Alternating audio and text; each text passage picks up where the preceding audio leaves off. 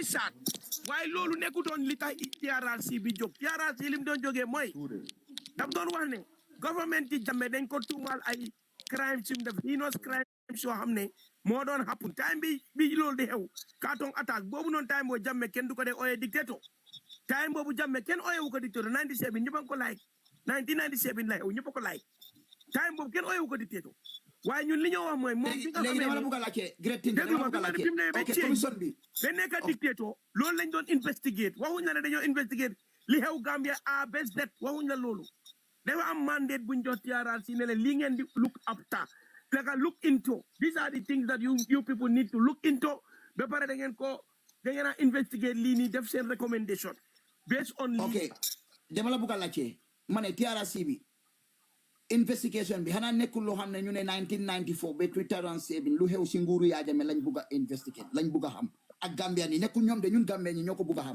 ndaxte xaalis boo xam ne ñu ngi leen a fay. crime si government bi def lañ doon investigate. crime si government bi def. ok léegi nag ok so government bi moom bokku si ñun Gambian yi government bi moom bokku. Ben tey understand loo de crime si government bi def. Against people. Only the crimes that the government commit, but not the crimes that people commit against the government. The crimes that were committed against the government sorted it out already. Wow, loolu moo tax te nag amut. Yow yaa bëgg a expand lii tu foo xam ne àggu fa Amadou. No, Amadou nekku di understand. Foog ma ne mu ngi lii parlement bi ñoo leen jox right pour it was enacted by an act of parliament that TRRC moo taxoon moo nekkal mu amoon doole nekkutoon loo xam ne bi fuyum fayang la de so da nga war a understand ne dafa am li ngeen limite understand naa foofu noonu understand ok man lu may wax ne mooy comme parlement bi ñoom ñun luñ bugg a mooy nguur bi lu mu def waaye luñ nit ñi ñuñ def nguur bi ñoom day ano interest nguur bi liggéey na loolu ba pare nguur bi loolu bu yàgg Yahya Jammeh dil naa loolu nguur bi liggéey naa loolu come on man crime boo ko def moom def na la ko di why is this so hard for you to understand? Wow, loolu la nekk di wax. Ana Aliou Ba ana Elef Jammeh saa ma laaj Amadou ana Elef Jammeh ana Lamine Jaaju ana Aliou Ba Yahya Jammeh reyut leen boole woon na président yim rey ñooñu dañoo attaquoon déglu ma ñoo attaque Farafenni déglu ñoo attaque Katong may ma ñoo attaque Katong man awma time xam naa ne ba beneen yoon Amadou demal jox Amadou dana delluwaat beneen fan ñu mun a dibee ñu mun a yaatal waaw tey moom awma time nag definitely waaye kontaan naa as Gambians ñu ngi xam naa ne affaire bi debate la at the end of the day bi Amadou man li ma bëgg nga understand mooy Sam Sarr toog na mu ne dama nga seetaani vidéo bi am na ba tey Sam Sarr biñ indee gaay parade leen mooy ñi attaquoon November 11 bi gaay dawee dem Farafenni naka dem Casamance bi ñoo wëñeekuwaat ba ñëw di attaque Katong military police post post la sax is a police post ñu ñëw attaque foofu noonu ñoom déglu ma Aliou Ba dëkkoon Hanover Serekunda nga am ñoom kii naka Elef Jammeh ak Lamine Jaaju du ñooñu Yahya Jammeh bi leen boole si 9 prisonniers bi mu xamee ne mi ngi rey prisoner bi ko ñooñu ñu ngi si prison yaaga naa ragal seen affaire ay soldat leen te dañ am fit dañ génn a ñëwaat ba pare ñooñu dañ am record si army bi yoo xam ne they were very stubborn soldiers te dañ brave mu boole leen si prisonniers éliminé taa leen and that was not correct mu réyale waa Lamine Dabo rey naar bi 1984 kooku noonu dañ ko moom mooy woon li fi di prison bi mile 2 xam nga Lamine Dabo kan la dafa am freedom si biir mile 2 moom daf dee du ko fu ko neex mile 2 laajte ñu ko am dañ demoon ba jël sentence am bi from death sentence to commit ko to life imprisonment life imprisonment Yahya Jammeh ñoo rey ko benn question Harlen Amadou di nga mën a wrap up ndax moom mën a lifen kii nii non man dama laajte sax benn question laa koy laajte waaw ok lu ma ko bëgg a laajte Sam Sidim Sarr ku mooy laajte loolu lu tax Sam Sidim Sarr moom appui si TRRC bi Great Thinker, do you have a response? mi ne leen Sam Sidim Sarr lu tax appui si TRRC bi loolu dama nga laaj ko Sam Sarr lan moo tax na invite nañ ko óor na la na moom la dama bañ a ñëw Sam Sarr ok jërëjëf man óor na ma de gaay ñu ne du mun a testify moo wax Paate Ba they block them not to come and testify I don't know why Sam Sidim fenkat la moo tax thank you so much Sam Sarr di flip flop Sam Sarr dama ko xam man bëgguma dugg si affaire Sam Sarr papaam Serekunda moom leen daa ooyee Sarr woyu dama laajte tur boobu Sarr woyu xam nga dañu ko daa ooyee Sarr woyu paa bu strict la woon gars yi paa ragal ko rek naan ko Sarr woyu Kada ham samsar, ma ham samsar ka zum koto. Ngama filan. Okay. Well, Mel, how are you able to bring authentic up and I couldn't find it? Great. I want to ask a question. Mel. Acha, books Don't let me make it real quick, Rek. Please, 1 minute, Rek. 1 minute, please. Dama leen a ñaan lool. Kan nga laaj question man ndax kin du yow Amadou boobu doon wax laa doon bëgg a waxal because duma de ngeen baalal ma aha this is a little bit personal. Dafa war a bàyyi su nit ñi amee yi muy dugga di jéem a ko moo blame. Nit ñi people are still hurting like inside. Nit ñaa ngi mer. The victims are around. They are watching. Yena yi soo koy wax sax doo xalaat. Put yourself in their shoes. Come on now. Léegi yow ñu nga woo Yahya Jammeh yaa ngi ko jéem a blame on Barrow. Come on. Every time so ege mu ngi ñëw di fàtte na ne ñii dafa am ñoo xam ne ñu dañ leen tooñ and ñu ngi ñaaka seen kilifa yi ñu ngi ñaaka seen family members yoo xam ne they needed them. Come on, last week rek ñu ngi lose kenn kooku depuis bu mu jógee si affaire yi bi mu jógee si affaire yi Yahya Jammeh ba léegi ba loolu moo ko affecté ba tey last week la gaañu am na ñu bari around we have family we lose family members so ñëwee fi di defend you have all rights but bul dem through nga bëgg a defend Yahya Jammeh you were not there. I think what's happening with most of them is they do not know how to communicate. Exactly. And they do not they don't understand what empathy is. And it's not all of them, but some of them they are true sons of Jammeh. When they come to communicate, they are always defensive. Then fuck ne man, oh okay, yo so okay, yo lila Yahya Jammeh def why yo lan nga def Yahya Jammeh. They ling want to understand why nit la rek, you know nit la and people have the right to due process. Because man sa true son of Yahya Jammeh la man mun na fa disagree man true son of Yahya Jammeh la. No, you're bokulos. What am I? Some of them. You're bokulos. You're very reasonable. Because I can call myself a daughter of Yahya Jammeh, but do I subscribe to that? I do not. No, I won't support it. Man, ñi mu nekkul true son gaay ñu toog ak seen mobile fii di wax rek di dangalante mi ci TikTok. Hey, Yahya Jammeh nekkul ne tey maa ngi dégg beneen Amadou bi maa ngi ko dégg smile back. He was really so vulgar smile back di wax yu bon. Why? Because maa ngi doon dawal mënuma woon a egg. You know certain things bul ko dee wax soo ñëwee online. So nit ñëwee mu ne la man kii nii daf ma def lii nii. Your first question should not be yo hana lan nga def ko bem la def lini hana nga ne massa de hana sigil luñ bokk ak yenen but the question bi nga xamne it's a probing question and it drives through the chest mom lañ dee ñew hana lan la sa bay def ba Yahya Jammeh def ko lini who the hell talks like that? It's ridiculous.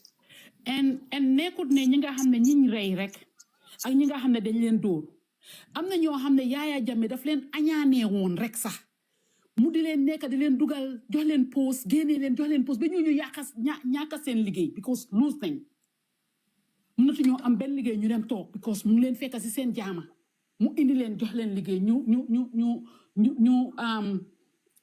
how to call it ñu dem bàyyi seen beneen liggéey pour moom tey ñu ñàkk seen liggéey foofu lañ jógee seen lu bari yaaxu seen doom yi seen school yi seen lu nekk ñuy taxawaalu victimes yi dañ bari ñi génn si ñooñu rek lañ xam am na ñoo xam ne ñeme ñu ñoo génn si you know dañ bàyyi loolu ba pare si comment section bi am na ñuy lifin foofu yi di wax naan waaw ñooñu baax na si ñoom how could you come on Outing, I like your question. Yeah, well, Acha books in your Outing, great. What's happening to this thing? Yeah, what's your question? Anamu? Authentic. yes savage I don't like the question. Koku dem na dafa ñëw pour rubé ko hey hanga kay mo la mel man no wait let's hear him out. moom bëggut a laajte question dafa bëgg a ñëw di ñaawle bëggut a laajte waa xam nga great thinker sometimes ñun tamit we contribute to this. Yeah, let's just hear him out and see what's happening. Hey, what is behind this scene? You okay?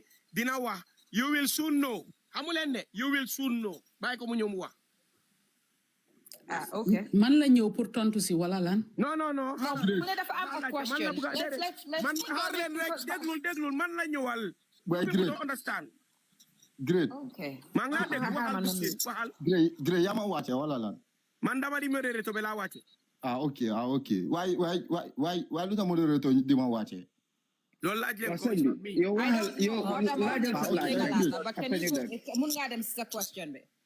Great. Yow mus nga nekk soldat si système bi si Komari. Loolu bu ko lijanti.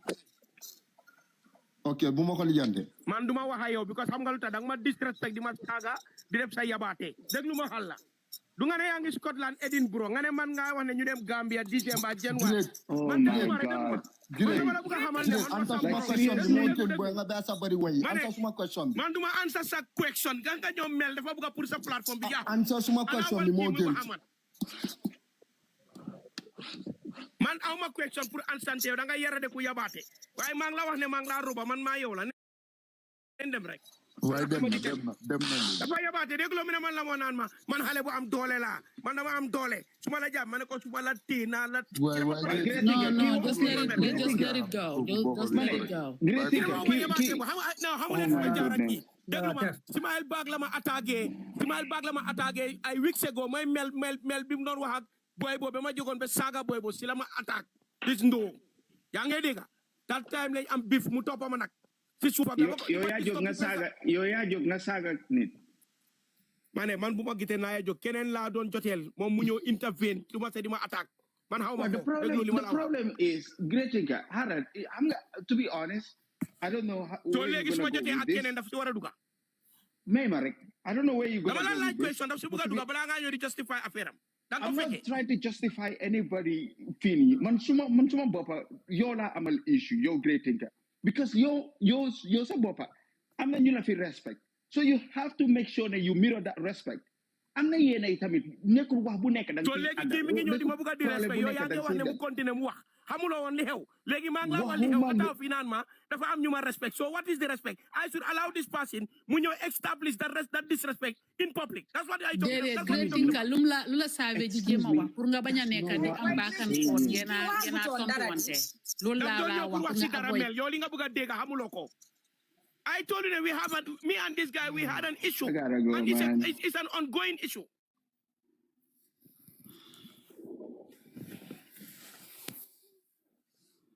Man maa kii de am issue mel so bul expect sa pour nga dégg question and answer suma diggante moom. You see this Yahya Jammeh thing.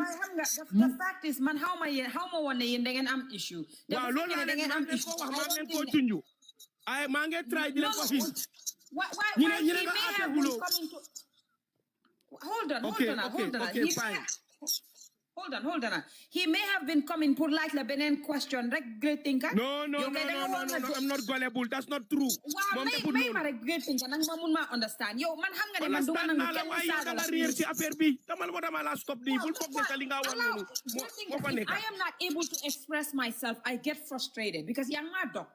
The même rek ma wax la li ma wax mooy yow dañ ko waroon na déglu rek bu fekkee ne moom daf la saaga man du ma nangu kenn mu disrespect la si plateforme bi even bu fekkee ne du yow sax du ma nangu kenn mu disrespect kenn si plateforme bi nii su la saagoon oote mu def la fi leen wate man dinaa ko wàccee waaye you did not give him the chance non man dama la bëgg a wax dara gis nga nit si éegi mu ne la ne yow laa fi ñëwaat dama la bëgg a ask question yaa ngi understand nga nit su la ne dama la bëgg a ask question te da nga dem defensive mood straight dang ko because gaden amon wax so si ñëwee ak loolu rek dafa dem defensive mood because mu ko wane dama la bëgg a ask question so moo tax mu ko ne are you a soldier before yaa ngi ko gis mu ngi bind ci comment si ma da nga dul xarama laaj mel xanaa gisuloo comment sami bi mu bindee ne dama dul bind na ko si suuf mi ne ma yoo ngay dul I am in the kitchen cooking man nekkuma di read comment I'm letting you know okay that did happen here maybe you didn't see it but it did happen. I'm not si comment. I'm not si guy kuko. Maximus foog naa moo ko lifin.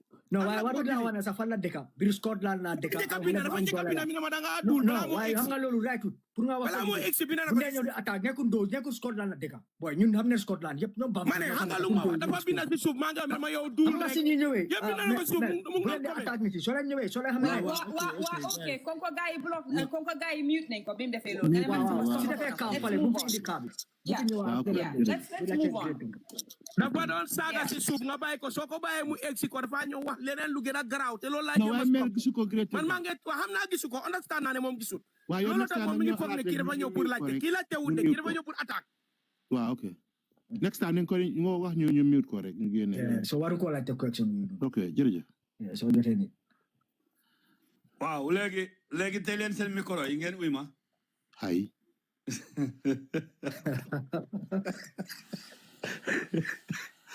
no. Who's that? Kii nii la mel de. Nekkul ne dafay yabaate nit ñi nii la mel. Oh. Moom nii la mel. Naam. Sorry, dama jéem a regal bu gaaw nii pour toogal. Ok. Gis ngeen pour Yahya Jammeh ñëw Gambia ñaari political party rek ñoo bëgg Yahya Jammeh ñëw Gambia. Mooy ñoo xam ne bokkuñu woon ci njuuju njaajay mooy Issa May Fall ak Mama Kandeh waaye yu des yi yëpp bëgguñu Yahya Jammeh ñëw ñoom ñoo discuss ci loolu bu leen nangu Yahya Jammeh ñëw lii mooy dëgg bi kii lu mu wax moom wàcc na sax moom lu mu wax mooy ne gis nga victime yi nañ wax dëgg bi Adama Barrow moo bañ victim yi am seen right. Oh my God, I'm done with this. Let me just get out of here. Yes. I can stand when people want to just bring that deniability. Yes. If you want, you can go. Yeah? Because yow doo ñu mun a wax lu ñu war a wax. Ñun ñoo xam lu ñu war a wax. Because Adama Barrow dafa war a try pour indi ko. Pour mu face justice moom dafa bañ pour mu ñëw léegi na am na victime yu bari yoo xam ne ñoom saa joxuñu leen dara ci seen ndàmpaay loolu fan la jógee kanaa man maa war a dem indi Yahya Jammeh wala Yahya Jammeh mun na ñëw Gambia su fekkee government bi nangut munut moom su buggee ñëw sax duñ nangu mu ñëw munul ñëw waaye yow nga mun a ko indi wala nga mun a find out ni ñen la dimbale mu ñëw yow nga ne du ñëw buguloo mu ñëw yow yaa am doole bi because su fekkee ne moom bugga na ñëw yow soo bañee pour mu ñëw du ñëw léegi nga bugg a wax ne nit ñi dañu war a wax ne moom du moom moo bañ mu ñëw du moom moo bañ justice am te moom moo war a def ba justice am yow nga ñëw fii di ñu wax ne non nañ wax dëgg bi man moom su waxee dafay man dama bëgg a ñëw Gambia na ñëw wax fayal ko paase ticket sax mu ñëw su ñëwee rek nga randu ko mu dem ci këram sax nga bàyyi ko mu dem ci këram nga jox ko gardi ñu garde ko ngeen toppatoo li ngeen di toppatoo ngeen woo ko ngeen laaj ko ñu nga xam ne ñoom ñooy victime yi ñu tegul lu muy wax because moom waxul ñii rek ñoo ko wax ñu ne moom moo lay yónni dafa mel ni moom dafay yónni yow kana ko jox ne ko demal nga toog sa kër jox ko garde yi xanaa ñoo eewu ñu gisaat ko mu nekk président nga ne mane Mr. Jallow man dama differ with you on that mane kii mënul ñëw Gambia xam nga yéen da ngeen toog fii di wax boo xam ne wax bi saa kenn du ko mun a believe sax yow soo gisee tey Adama am doole Gambia yi ñoo ko jox doole militaire yi ñoo ko jox doole gis nga yow tey soo taxawoon ak benn président fii ngeen def box hand to hand danga koy door ba nga takka ko soo gisee mu am doole nit ñi ñoo ko jox doole waay doole bi yëpp Adama Barrow moo ko yoole militaire yëpp ci Adama Barrow nekk gardien yi police yëpp sécurité yëpp ci moom la nekk kii naka lay jógee fale mu ñëw because of dafa am supporters ngane mom mo upper president bi dole. How that possible? We should do away with emotions. After Yahya Jammeh ñu wax. Xam nga ñun dañoo wax fii jala mer spectator moom tam mu wax tuuti. Mr. Diallo, comme the government bu ko neen Yahya Jammeh ñëw. But the issue is, Mr. Diallo, comme so ko xoolee Yahya Jammeh you cannot just accept Yahya Jammeh to randomly come into the country. Danga hold for security reason. Yahya Jammeh has so many loyalists in this country. Because we cannot join Yahya Jammeh in our country because government has already put in place some processes to establish an ECOWAS court that will at least prosecute Yahya Jammeh. Danga hela ne comme Yahya Jammeh so ko wara prosecute. It's not only Yahya Jammeh. Danga wara prosecute so many people along. Because don't wanna wane rek Yahya Jammeh nga prosecute ko. Feka Yahya Jammeh amono ñu nga xamne ne they were his enablers. Because nga gene kena gi rek baye ñene ni it will not be fair to Yahya Jammeh when it comes to justice. The issue of Yahya Jammeh coming, Yahya Jammeh mom si bopam right now amul ben audacity pour ne man dama ñew Gambia anytime ma bëgg ñew Gambia. That Yahya Jammeh amatul power bobu non in our country. It's the government and its people that will allow Yahya Jammeh to come. That duñ ko mëna allow rek to ñom dafa gun mechanism to allow Yahya Jammeh to come in. Because su Yahya Jammeh wara ñew, there are so many series of steps yu nga xamne ne the government has to take that in place. Because Yahya Jammeh su wara ñew right now mu ne dama ñew November mu ñew November. Dëkk bi moy jaxaso ci bopam. People will be by his side. Ñeneen ñu nga xam ne victims ñu fi ñu nga xam ne just recently rek just to tey rek yaa fa def maa ngi doon seetaan so many issues in TRRC so seetaan Ensa Badji so somebody who was very close to Jammeh and all the things that Jammeh has put him through. It's not yow da nga tene yi nga Yahya Jammeh Yahya Jammeh dafa offend the entire country muy Joola muy Soose muy Olof muy Saraxude muy the entire country and because of that mënuñu topp rek ne dañ war a allow Yahya Jammeh mu ñëw just like that. Yahya Jammeh has to come but he has to come fekk ne government put it in place to how to prosecute them. Yahya Jammeh ñëw si Gambia bi toog di enjoy naan dafa am constitutional immunity while the victims are there looking at him always. Loolu si boppam rek mooy wane ne comme at the end we will have civil war within us because kenn mooy génn ngay defend Yahya Jammeh sax beneen victim family member génn mu fight ak yow because right now su Yahya Jammeh ñëwee there are so many victims yu nga xam ne dañ mere Yahya Jammeh mere bu nga xam ne ñoom si boppam they want to take the law into their own hands because loolu la dañ ko war a xoolaat because the issue of Yahya Jammeh coming back is very very sensitive. Amadou was talking about Samsidine Sarr at Pate Jallow. Samsidine Sarr munta ñëw TRRC. Samsidine Sarr before TRRC. Samsidine Sarr bind na story you body on Facebook contradicting himself. How can you accept that person to come on TRRC? It will not be credible. Ku nga xam ne tey lii la wax ëllëg mu wax la TRRC ñëw nga bugg a toogaat.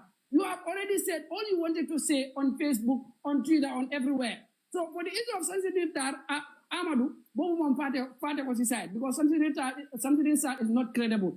Because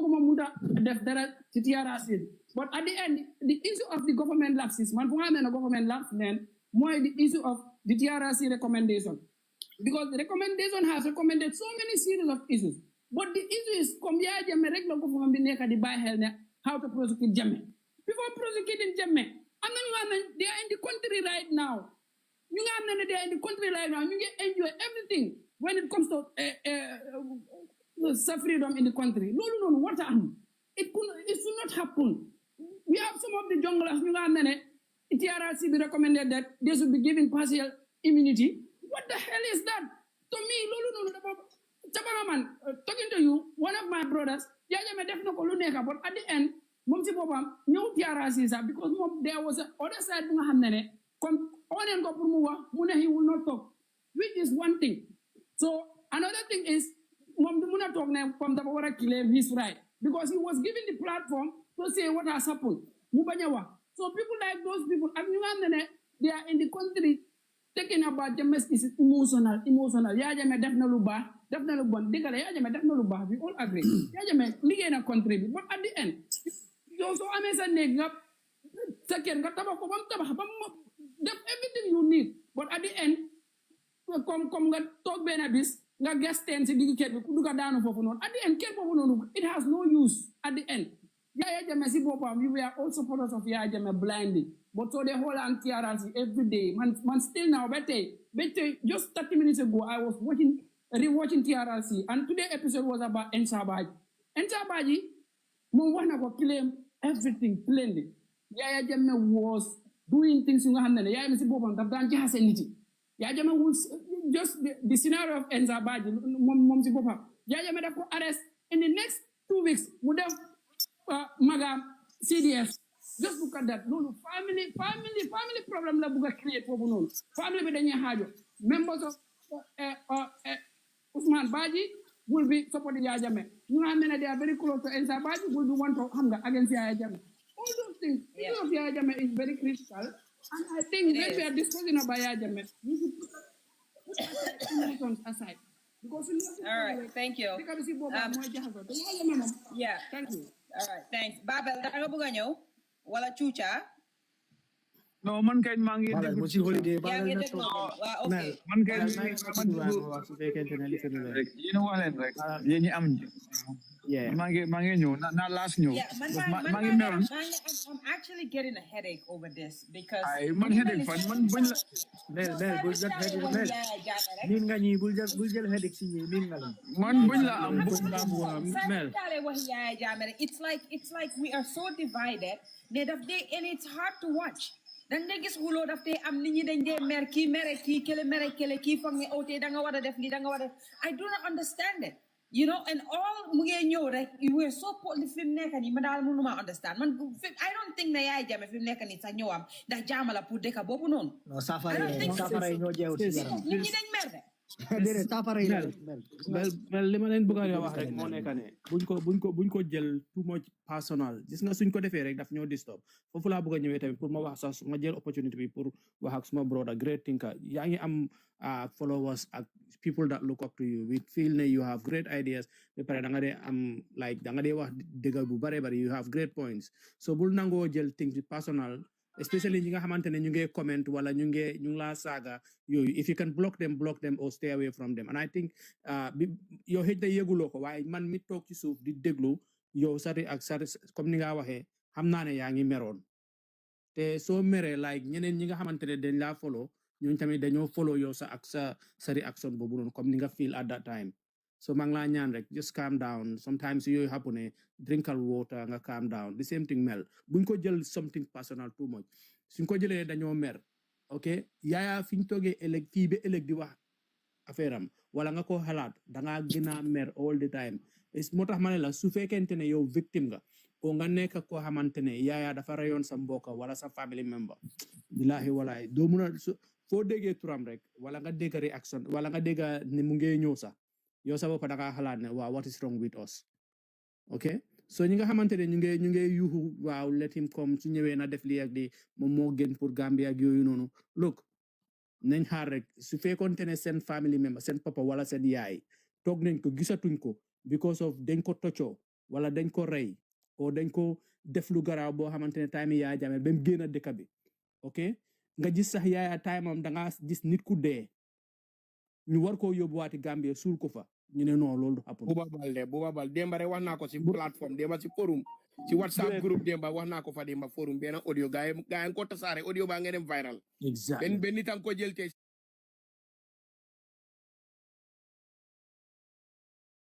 seen ma ko suma inbox sa naan ma géej naa laa dégg ay weer sa audio baa ma fekk si forum ma indil la ko kooku di ma wax ne ma géej nga li nga wax ni mooy dégg xam nga man affaire am dama ko bàyyoon di ci wax am na maire boo xam ne jaba doomam leen tëj mile 2 dañ ko tuumaaloon soldat la state guard maire bi billahi jaxas benn doom boo rek mu jaxasoo di cross tali bi mile 2 def seeti doomam di jaala tali bi xamul sax fu nekk van bi dóor ko mu dee loolu xew na da ngaa seet that time xam nga dafa am yoo xam ne bro lu nekk fa xew xam nga rek Gambia booy ñi dafa métti nga paate jaalo bi nekk tey police tey xaw ma police la xaw ma lu ñu ko def nii ay député ay opération ware fa mi ngi si baro di liggéey xam nga mu ngi woon si Mama Kandeh after bi amee problème Jammeh mi ngi bokkoon si bodyguard yi Mama Kandeh moom ñoo la ma daan bari ñoo fa nekkoon di guard mama day New Year's am na benn New Year's boo xam ne baaw baab foofu fa lañ doon defee New Year man fa laa nekkoon na ñoom maa paate ñoo taxaw ak lama ñu ngi waxtaanee ting si bari sa yu doon happen nii lama woosee ADC to Sadibou Haidara lama suma boy la ñoo daan ànda 24/7 alfu seeni suuse ben rayon rakam ci bij bi alfu suma waay la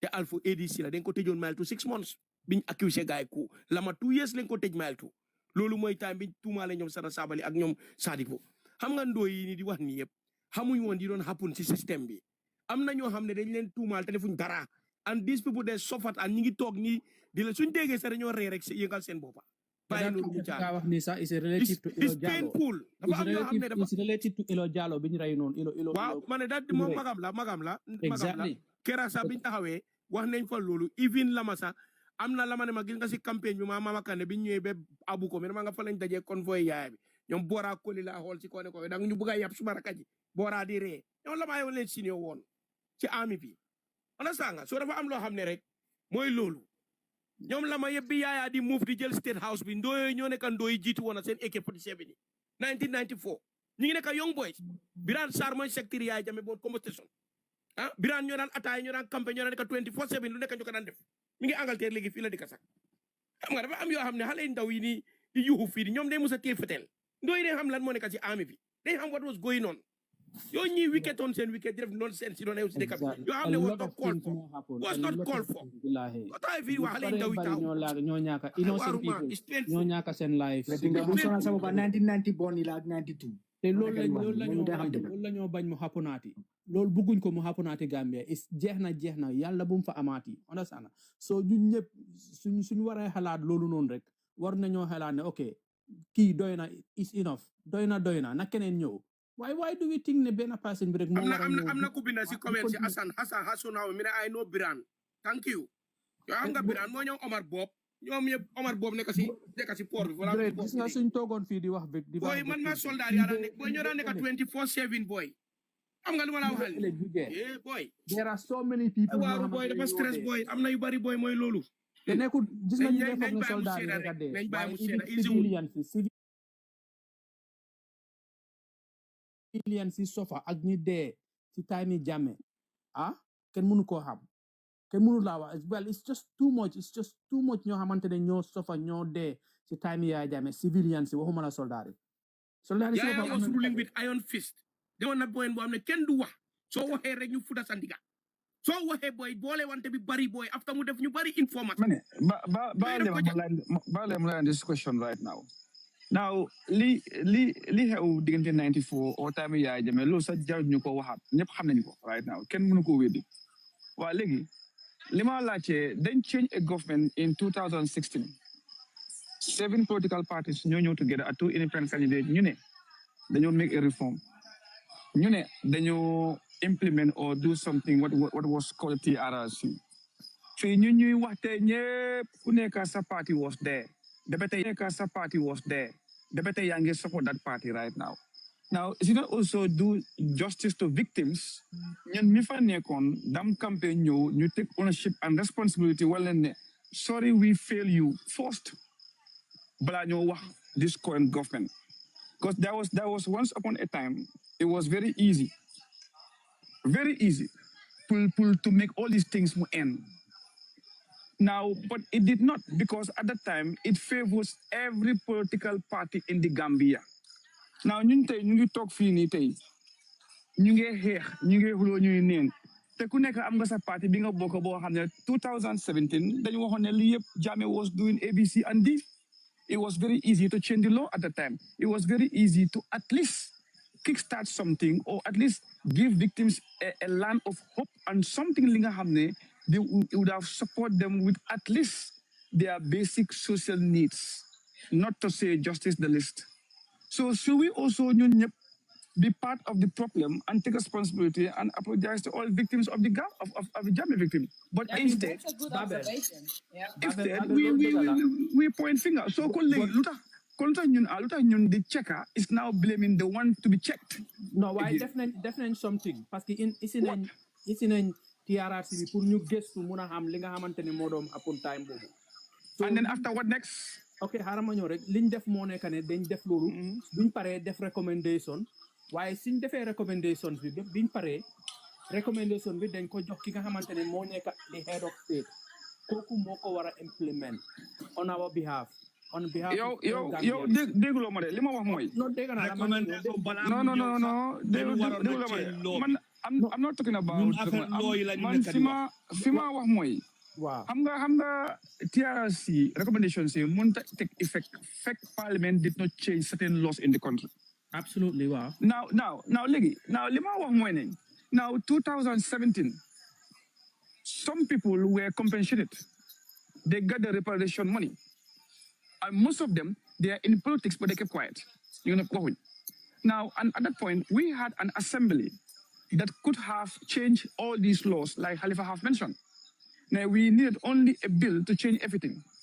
Now, so in Toge so ku nek APRC am fit ak samsay ñew tok fi di debate ak yeen de dibang li ngeen wax because ñun dañ fa nekkon bok won fa té dafuñ li war suñ toogee tey ba Yahya Jammeh tey am fit toog di wax di dóor mbaga dañ fa nekkoon ak ñoom di deful li war now ñun always if you look at the history of Africa ñun ñoo di always dooleel the oppressor because when we were once there we failed to put mechanisms in nga xam ne it would have limited somebody in authority not to be continuously oppressing people now am na ñuy wax ne APRC baam rek am na ñuy wax ne APRC dañ ko war a ban APRC should not be banned because of when it matters for APRC to be either banned or limited we focus mooy woon duma nekka yow soose nga yow joola nga doo fi bokka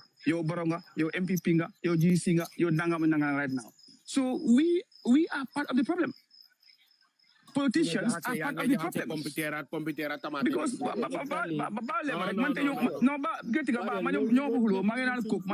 right now. Why? It's not just because NPP NPP no.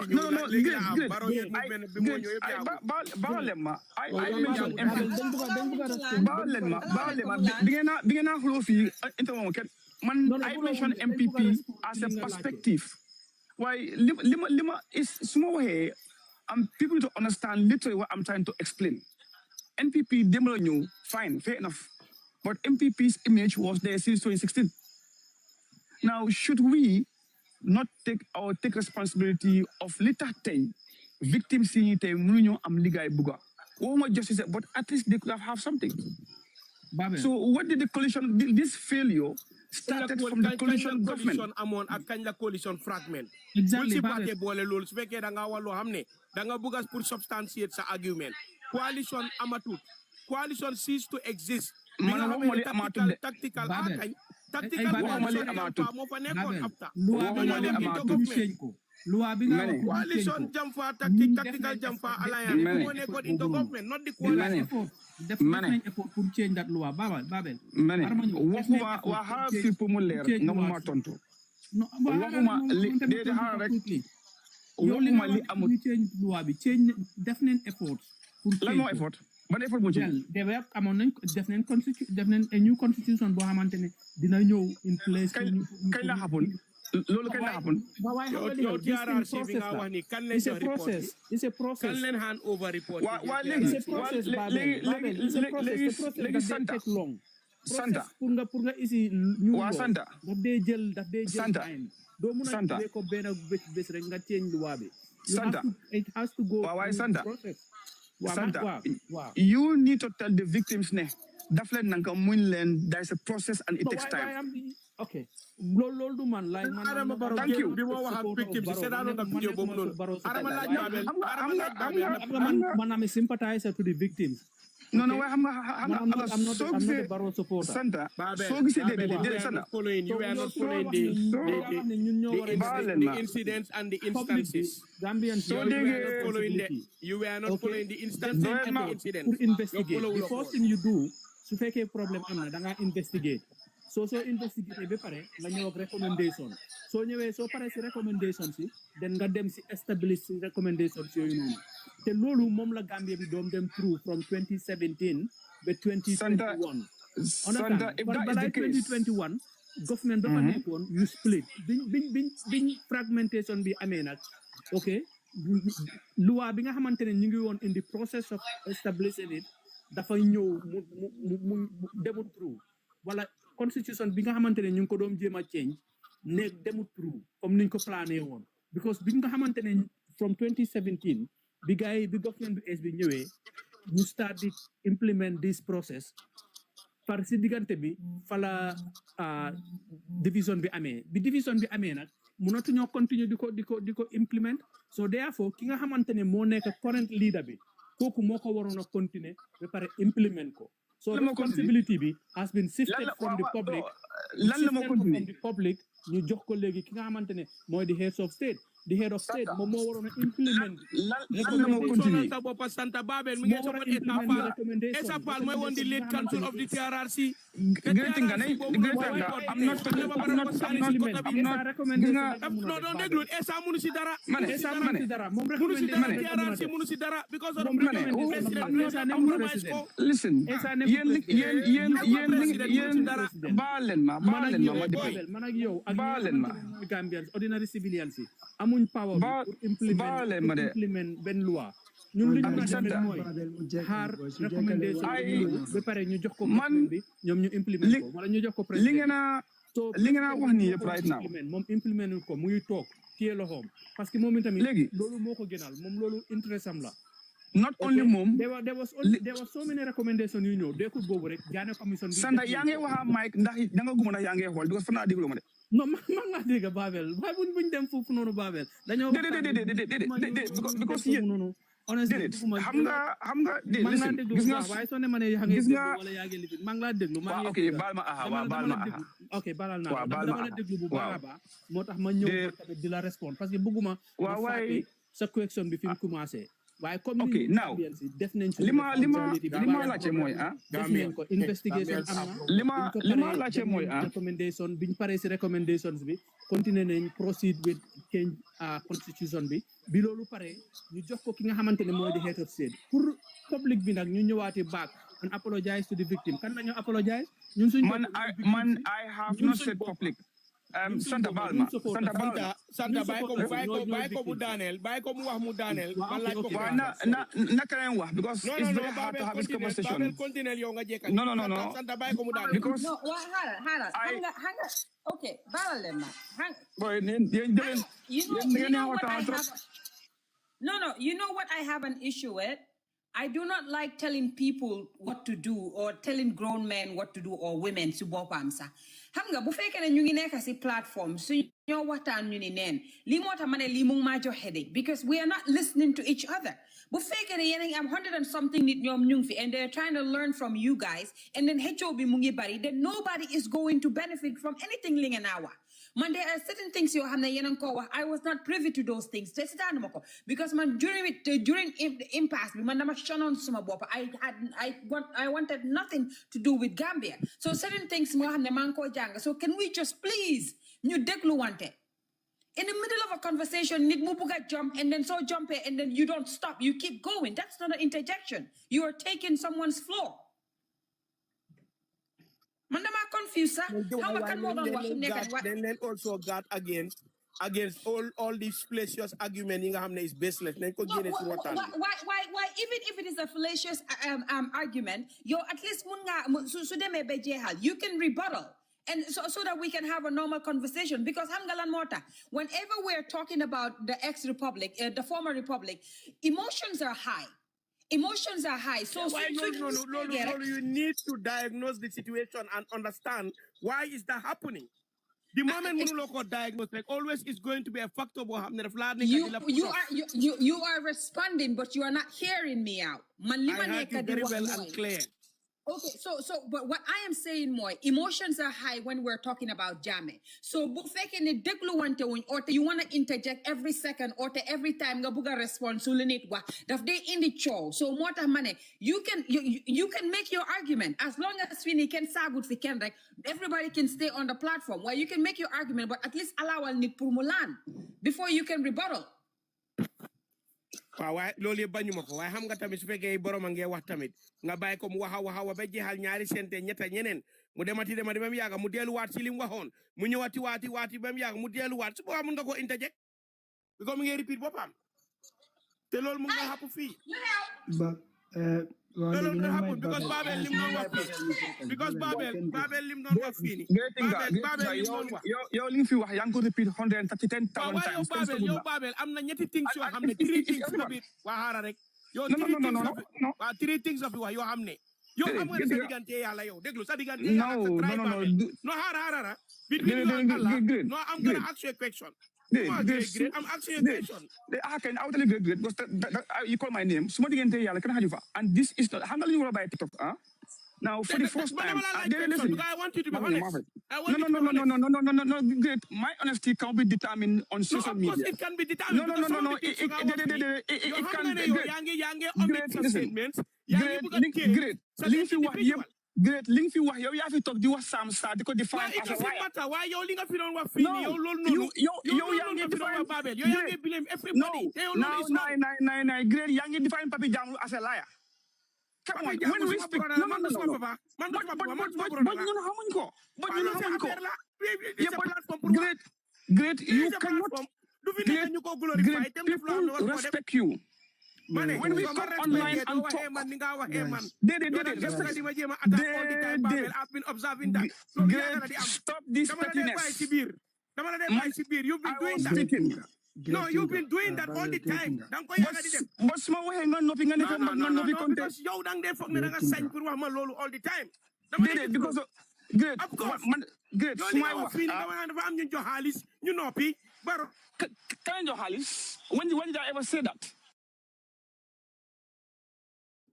Suma gaay xam nga man leena laa bëgg ñu dee bàyyi xel fenn rek mooy ñu ñëpp ñu nangu foofu collectively mooy lan kaay leen ñu am stratégie boo xam ne dafa denounce condemn loo xam ne ñëpp gis nañ ne lu wrong la mooy lan simple as that nañ faate legal issues yi government bi keneen ki ñun jël Gambians approach to what is happening is anybody ko xamne whether Gambian nga wala nekulo Gambian ku musa egg any platform be it platform yi Great Tinkala mel la wala Mr. Jallo wala Babel wala man I don't have platform I'm just saying example mu dem mu ubbi gémmiñam bi di disrespect victims yi wala di falsify the status of the victims di wax ne amut li yëpp fen la dañ leen bribe people are doing it and we know them and we keep giving them the platform to amplify their nonsense. Can't we all come together collectively? You condemn like other civilized nations lunde def. In Rwanda, ken dofut sah. Even nga buga former president bi dofulo sah. Nga wane Hutsi ak Tutsi ak Hutsi, I may not pronounce it right. Nga buga di wane nga justify lulu nunu. Wala di ko jimam nasahal di wane no du dega ñoñu defuñu dofulo sah.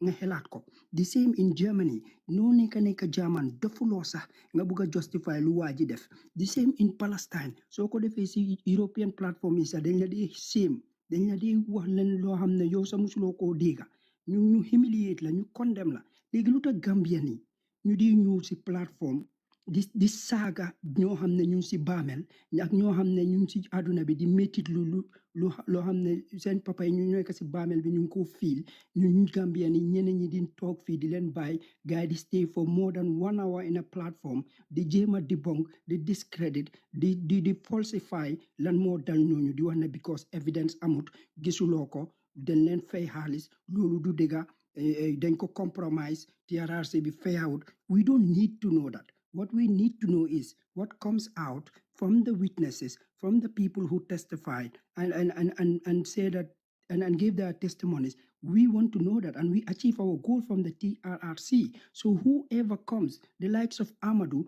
and that Amadou, I was very angry at him. While Lumdef therefore wrong, they am the space to say all this nonsense. Can't we come together collectively? You start to condemn. Come in and decay limo yefi humanity. Limo solidarity, limo respect for victims, because any one of us can be a victim at any time. If you want to justify Yahya Jammeh def, kuko def rek yow amulo hell, amulo yermande, yow sa deret ban façon deret la. Nen len di agree si li man di res ma baye ko si loxo legal experts yi ak government bi ñom xam nañ li ñoo def. Waaye yefi disrespect of victims, it has to stop. Thank you, please. Yeah, legi Farid. I want to go back to a great thing ak Babel fin don amesen li fin bobu nonu. Man fanal silima dega. This is what I heard. Li Babel don't like te moy. Why is it, this is what I heard. If I am wrong, please yen nya mun ngena ibisen my do wax mané dédé du lol nonu. Li Babel don't like te moy ne hejna coalition bi they also failed the victims. Now, this is very hard for Ken mu déglu ko why coalition but they also failed the victims because bi nga xamé ne ba génné nañ fa Yahya Jammeh ba Yahya Jammeh tok ba paré their first thing liñ warona def moy ñom ñu reconcile whatever it is that was done instead of just forming a TRRC or to be white people bi amé change the law so that all these victims could have been compensated or at least dinañ am li nga xamné mom lañ ello. This is what I think I heard. Yes. Well, but this na ma make bena first point clear. SRFal den ko joxon liggéey daf na liggéeyam joxon reportam jeexantak right now. Now Gambia was in a situation now for many years. Now we had an impasse. Politicians came and gave us an agenda, reform. Mo am ñi ci ñak seen bakken so sondeng gañu. Kame Peters gañu ak ñeen ñi ñak ay papa ak yaay ay doom. Now, these 8 political parties and two independents, they came and give us a hope that there will be a new Gambia. Ben am t-shirt, new Gambia. Everything else. Now, the first thing that was meant to take place were reforms and the transitional justice reform, giving hope to victims. This is not going to repeat itself again or anything to that effect. Supporting them and to an extent being a hamne, they even created what was called the victim center, supporting victims morally, psychologically, and maybe financially, and medical supports. Whilst there is a justice being steadfast on the other side, parallelly going together. And reforms. What happened? Struggle for positions and wealth is what took place. The lack of political interest, let's have empathy for the victims. Now, whatever does not have a political will would not surface in this country. That is politics and the lack of support and the political will from your parents.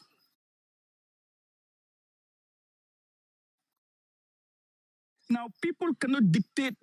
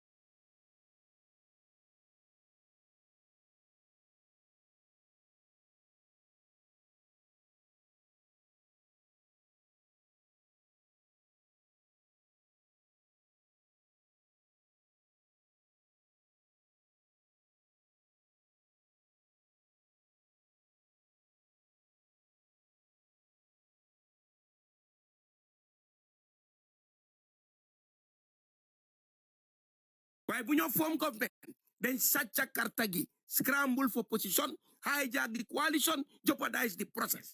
Li mo hew. Kufi wate wahulo li, wahulo fili am. Konsoy wa, da nga settle, nga sepi. Nga gene chungwar bi nga gene jeni tege bor, génnee yene mel ni kuy toog ak soos waaye doo jël yëpp rek koppa rek naan ñëpp ngaa blame loolu is wrong man I believe in justice because li ma explain fii mooy tey soo gisee tey victime si tey ñu soona tey dëgg la UDP ñoo si uppale ñoom ñi nga xam ne ñoo nekkoon si house bi comme moom Babel li mu ko waxee man d'accord naa moom si point sooy de waaye yeneen point si moo jéem a méeg laa ko wax ne na leeral waxam bi bu mu ñëw rek jël yëpp rek jaxase ko rek tuur yëpp jaxase leen tuumaal ñëpp tey ñin fi jox xaalis tey mooy ñim fi wax ñooñu dem leen ECOWAS court ñu jox leen xaalis ñooñu fan lañ jógee UDP am na ko fi wax ne ñu baan APRC moom Babel mi ne waruñoo baan APRC Yahya Jammeh dafa ñëw mu baan PPP mu baan NCP mu baan ñëpp kon moom itam biñ ñëwee dañ ko war na baana patem bi suñ bëggoon a am level playing field loolu lañ waroon a def Adama Barrow dem na si télé bi ñu laaj ko moom Babel xanaa seetaanul loolu bi Barrow demee Kër Fatou ñu ne ko Mr President lan ngeen am pour victime si mi ne leen dañ leen di jox xaalis ñoom ñëpp am na tookun bu ñu leen génneel ba ñoom ñuy tàccu fa naa Ñang Njaay ngi toogoon foofu waaye boobu Ñang Njaay mi ngi liggéey Kër Fatou Ñang Njaay mi ngi woon foofu kon la ta Adama Barrow joxewul loolu because of his political father lam ko doon advise ñu jeopardize the whole process biñ ne dañoo baan APRC du Lawyer Darboe moo génn mi ne kenn du baan APRC will die on its own miscalculation boobu la def because APRC doole bi mu am nga ne dafa dee noonu Yahya Jammeh xam na ne PPP doole bi mu am du dee noonu moo tax mu baan leen pour mu mun a def liggéeyam soo tey sooy bileem tey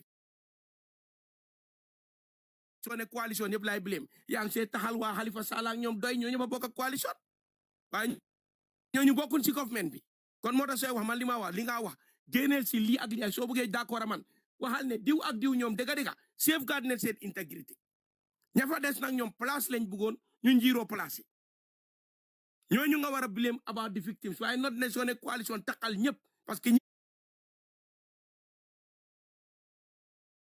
orchestrate that coalition ñu dem into nomination pour affaire parliamentary election bi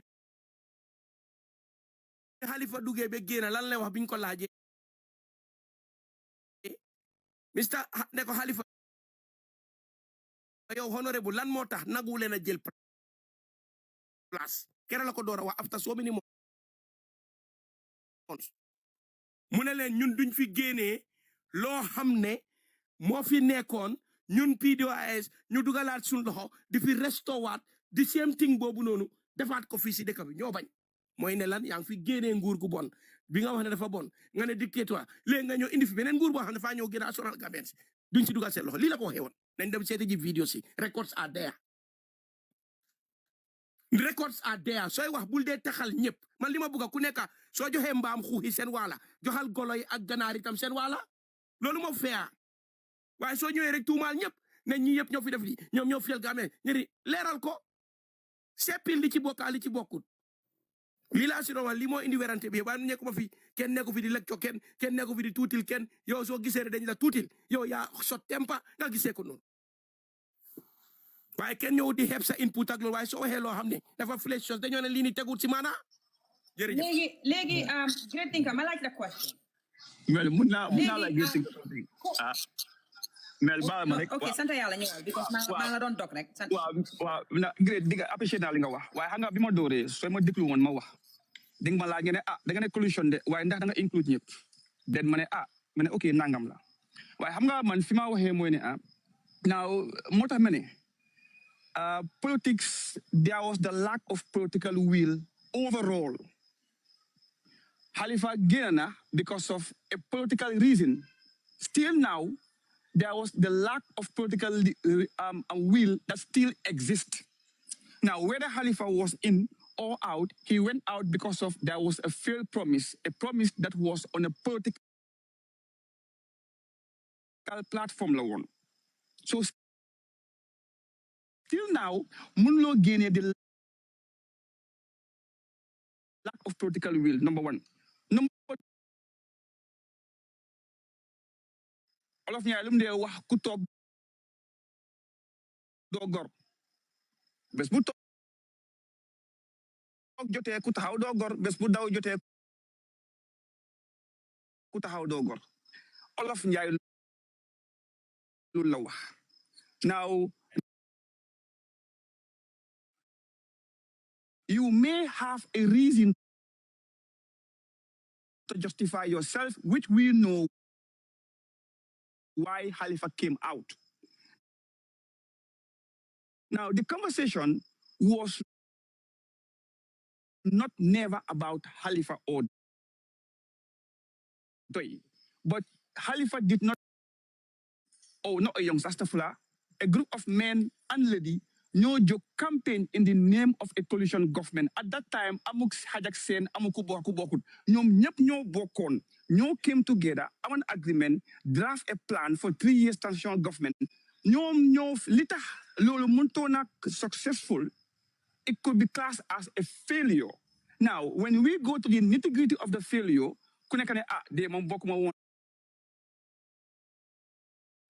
well, man, I learned something in management. There is no I in team. Now,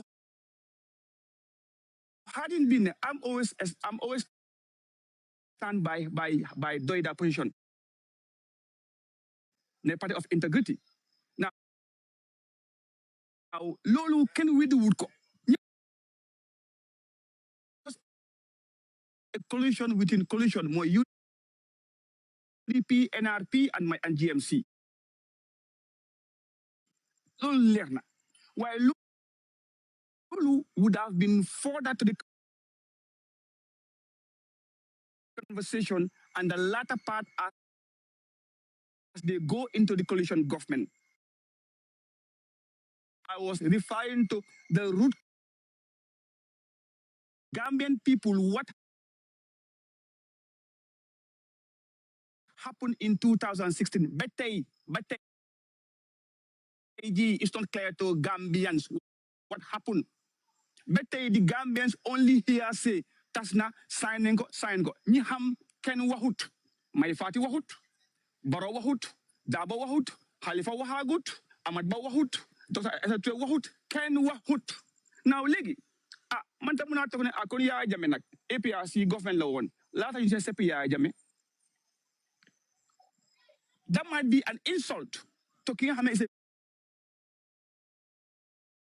victim and no ngeen ko fogé, but nañ put emotions aside and have the issue of Yahya Jammeh.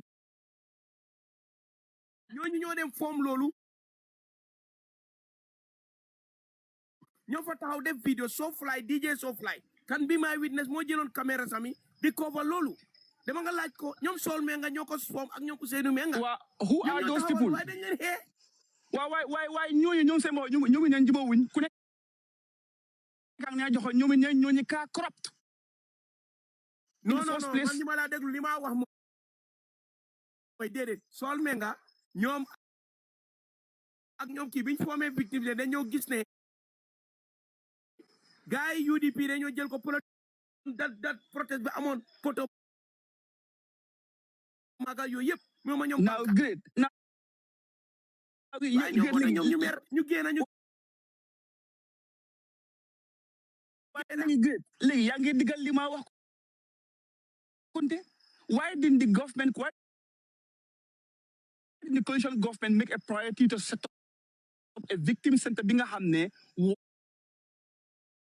would have been an act of parliament to without the government no len starté ñom dañ doon bëgg help the victim because they were part of that think tank government bu war nañu am si ñom they were totally neutral guys great now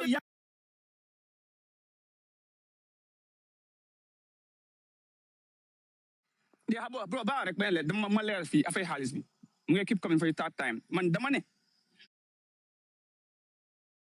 ñun ñi nga xamne tay ñoo nekk di bëgg wax o di xex against Jammeh or di wax afay victim sini we are part of political party man ñem so sanding ñom ñogoy ñay añu fay pitas now when they went to court in fact fay pitas name was in the court list They went to court and they received compensation, but they never came out and speak to the Gambian people. Do we still call them victims or case right now? Why being jelly? Did they put any to the so man lila minute? Now the more bring in the issue of this Jammeh and TRRC could I kind of personalize. Yo jël nga am nga noppi nga so Jammeh laawte yo do wax so Jammeh laale nga wax so amé nga noppi the government should have done first thing moy the way they form the think tank, the way they form this oversight committee, the way they form this inter-party committee. What happens to the victim center or victim committee by the coalition government again still now? Where Halifa Jelna or Jelud, I am referring to a coalition government that took over government in 2017 January. Man ñi lay waxal ki bokk nak ki bokkut nak waxuma mom. Why government? Yeah, sorry. Yeah, thank you very much. Foog naa ne yéen ñaar ñëpp yéen a ngi make a great point yow ak great thinker bi waaye man li ma bëgg a aat ci yéen li ngeen a wax moo nekk ne you see coalition government bi nga wax ne they lack political will. I don't think it was only the lack of political will. Why the other thing tamit moo nekk ne lack of good leadership and leadership boo xamante ne dafa am vision su fekkoon ne coalition bi Halifa Sallah moo ko jiite dafa am neneen num doon demee there is a way num doon thinking. If it was led by somebody else koo xamante ne jàngana wala am na political experience in politics konoon xëj na coalition bi am na kuy make noise there danga doon gis ne lack of political will bi nga wax ni du doom happen wala boog daf doom demee neneen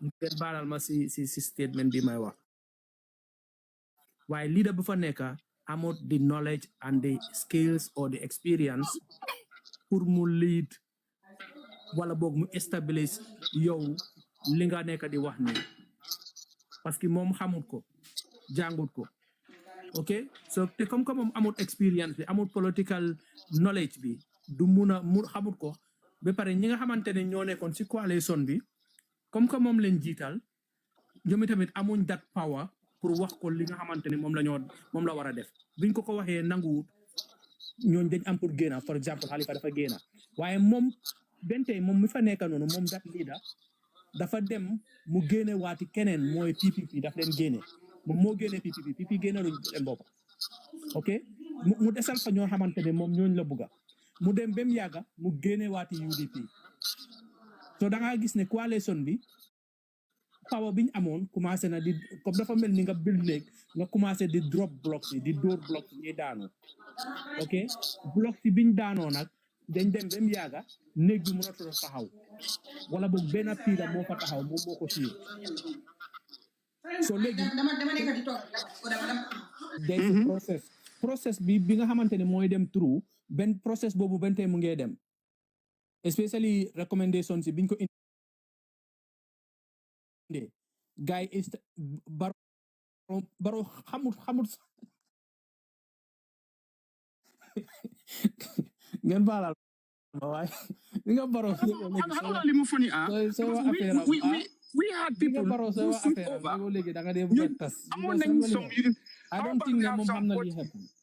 How about we have some people who defect from UDP to join MPP, knowing fully well this was their party that was being suffered. So we need to do justice to both government. The First Republic from 2017 failed to initiate what they started and pass it on to this current government. Now, because the country was in politics day in, day out from 2017 until today. Yeah, why government leader before neck on 2017 bentay mo fi nek boy, so I am talking about the government. What about the leader?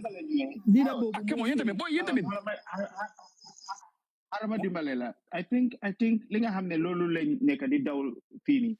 Man, I don't understand why is it that people think Halifa Sallah is inferior. Well, Halifa Sallah is King Ahmed. He's divine. He's a saint. No, he's not. Halifa Sallah is self-centered, okay? Because Halifa Sallah mimics only self-centered behaviors. Mom, bokk naa si coalition dama mer léegi dama génn ma dem toog fenn te Halifa Sallah bokk na si ñi nga xam ne ñoo daan wër Gambia yëpp di wax nit ñi votal leen Adama Barrow parce que Adama Barrow moo mun a génnee fii coono buñ nekk ni ndax moom Halifa Sallah warata bokk foofu noonu safa sap to make sure ne ñoom dinañ def lu leen war ndax mënu koo def aha kay mun na koo def but guess what they refuse to take positions. Why? Because they're not in the helm of things, ñoom nekkuñ di run the show, then dañoo dem ñu toog fële na le. So lii mooy problème yi Gambia. Problème yi Gambia nekkut ne lifin la naka lañ ko dee waxee Yahya Jammeh kese Barrow kese no. All these leaders, they're all self-centered. Manla. It has to be me. If it's not me, then nobody else. And that is why all of us, like ordinary citizens, are suffering, especially the victims. They are caught in the middle. Lolu mo neka, silinga hame lolo neka di face ni. But you cannot say it. So why you to Halifa? No, malaika la. Purlan. Oh yeah, we can talk about Hussein Odabo. We can talk about UDP, their faults in part of building the coalition or their contribution to the coalition. But no. You dare not say anything about Doi. Because Doi ñom dañ génné sen loxo dañ roceku depuis affaire bi bu mu commencé. ñoom si leen rocce ko. So they all as well contributed because ñoom bokk nañ si li nga xam ne tey bokk nañ tey si li nga xam ne tey ñoom ñoo waroon a def loolu to make sure that they unify the country. Gis nga coalition naka la ñoo unify te ñu amun the mantle of leadership pour mën a ñoo jiite. am na boo doon wax danga doon may léegi danga maa may léegi man su ma waxee ba pare yow waxtaanu yow Halifa rek nga ñëw di attaque ak doy. Man suma waxe ba pare legi yow tamit nga wax the whole thing here is the concept of my understanding of a coalition is it's a unified body nit ñi ñoo ñëw together ñu ne they have the same common goal loolu moo leen njëkk a boole they have a goal and that goal is what to change the trajectory of what has been happening léegi yow ñoo ngeen boole dëkk bi Gambia ni ñu gis loolu ñu ne ñii dee boole ne ñu nekk benn Gambia ni tamit ñu boole seen kaddu ñu vote leen nu métti yéen waroon ngeen a stick together to make sure ne tamit ngeen delloo kolare boobu noonu waa Gambia but no they did not do that this coalition failed from the onset the very day Yahya Jammeh bu mu génnee Gambia si la fail that very day see Gambians have one thing bi nga xam ne loolu lañ war a sega fii nii ñun dañ dee wax président mooy suñ problème right now we are all focused on Adama Barrow but I swear billahi wallahi taala Adama Barrow is not a problem of Gambians are the problem of themselves Yahya Jammeh bu mu fa nekkee bu mu doon toroxal nit ñi Gambian yi seen boppa you see a low life person ki nga xam ne dafa nekk sa boy di ñëw di chop sa kër nga ko defal everything the same person mooy dem si NIA mu dem boole la mu duul mu fen mu ne yow daf la gis yaa ngi demoon si sëriñ pour liggéey Yahya Jammeh wala daf la gis waaw yaa ngi plan coup d'état ñu dem ñu jàppala suñ la jàppee even Yahya Jammeh su waxee teach him a lesson dañ laa dóor because ñu la yaaga mere dañ laa tooco rey la pak the same people ñooy dawaati beneen nguur su ñëwee ñu dem si gannaawam suñ demee si gannaawam xam nga lan la ñoo wax bàyyi sa xel Babel gis nga Adama Barrow ak coalition bi luy seen problème mooy ne bu gaay njëkkee ñëw bu gaay amee opportunity ba dellu si waat Gambia in fact sax balaa ñu doon dellu waat Gambia la woon sax depuis Dakar la woon nit ñi di sol seen daala ay kilifa nit ñi di sol seen daala di daw si Barrow di daw si coalition bi di dogo waaw oytul kale de so ñibee oytul Great Tinker de because Great Tinker ay Yahya Jammeh dañ bokka soo ñibee oytul Babel de because Babel moom yow boo wiinee Babel dafa wax ne yow nii oytul kii de oytul kale de noonu leen def ñu boole wante bet tey the same problem moo nekk di it is because Gambians were volunteering their brothers and sisters pour ñu tocco leen bundu xatale ñu rey leen loolu la gaay doon def and the same people again that really hurts because to African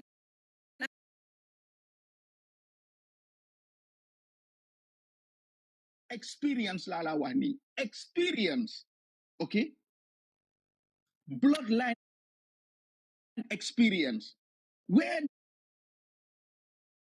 ñi nga xam ne they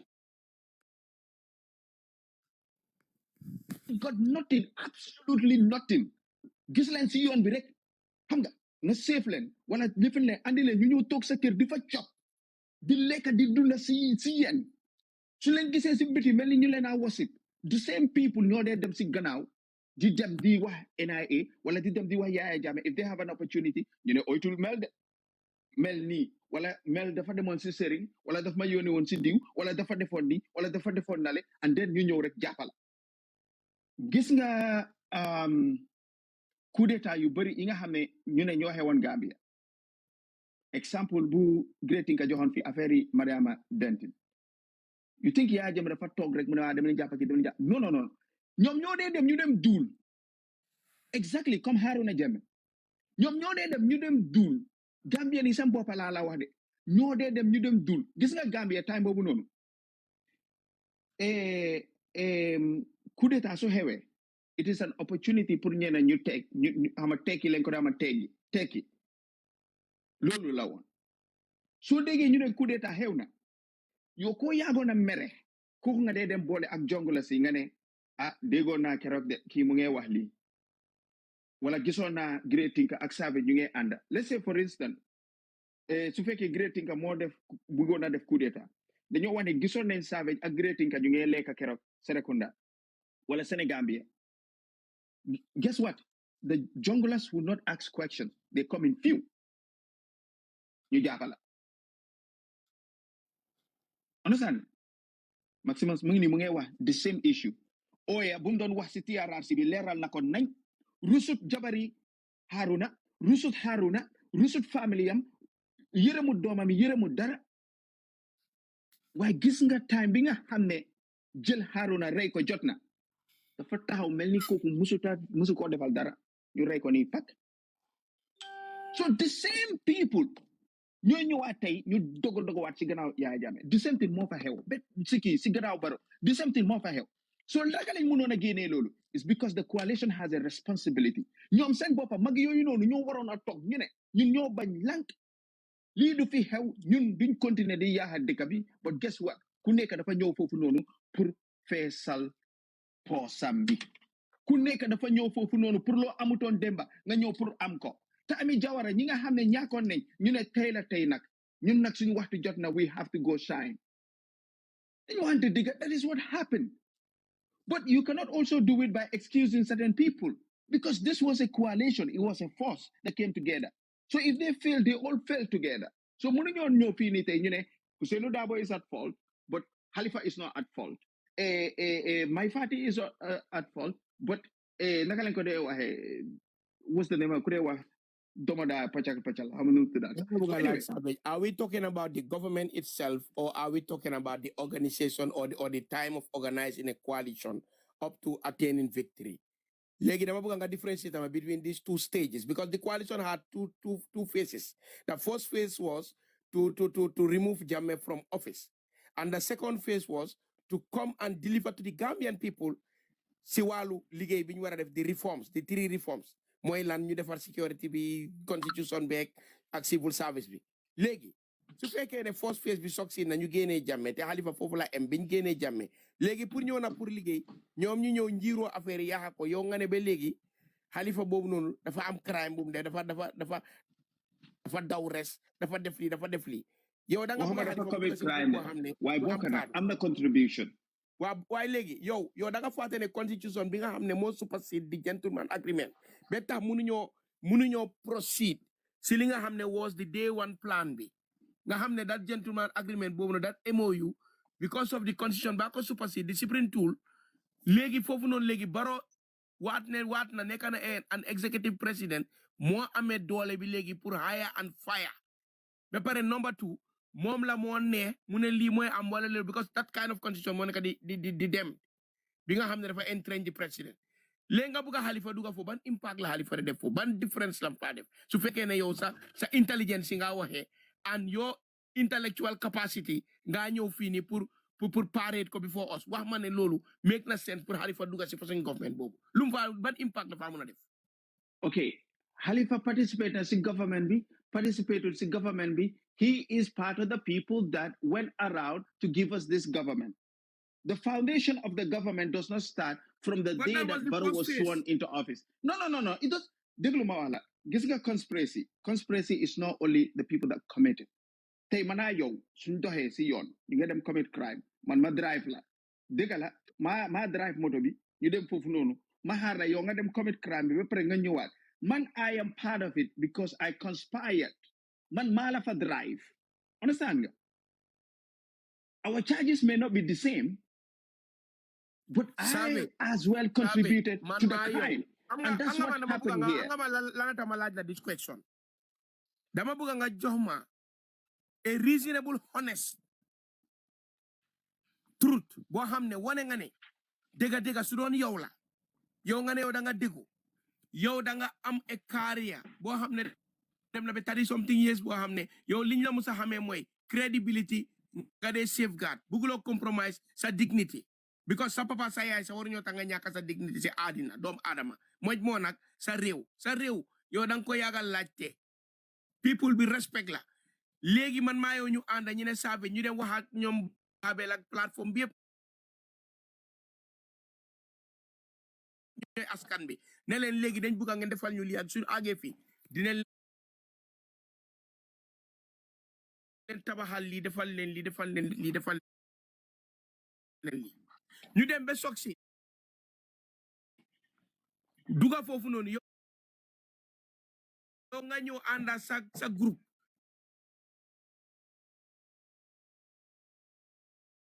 su boobaa dama betray the people I betray their trust man ma bàyyi nga ne yow dang ma blame tey because man I was honest jégal leen ma de man maa leen diggoon lii maa ñëwoon ma dig leen lii waaye de dem naa maa ngi jégalu dem naa ba ci biir xam naa ne lu ma bokkoon ñu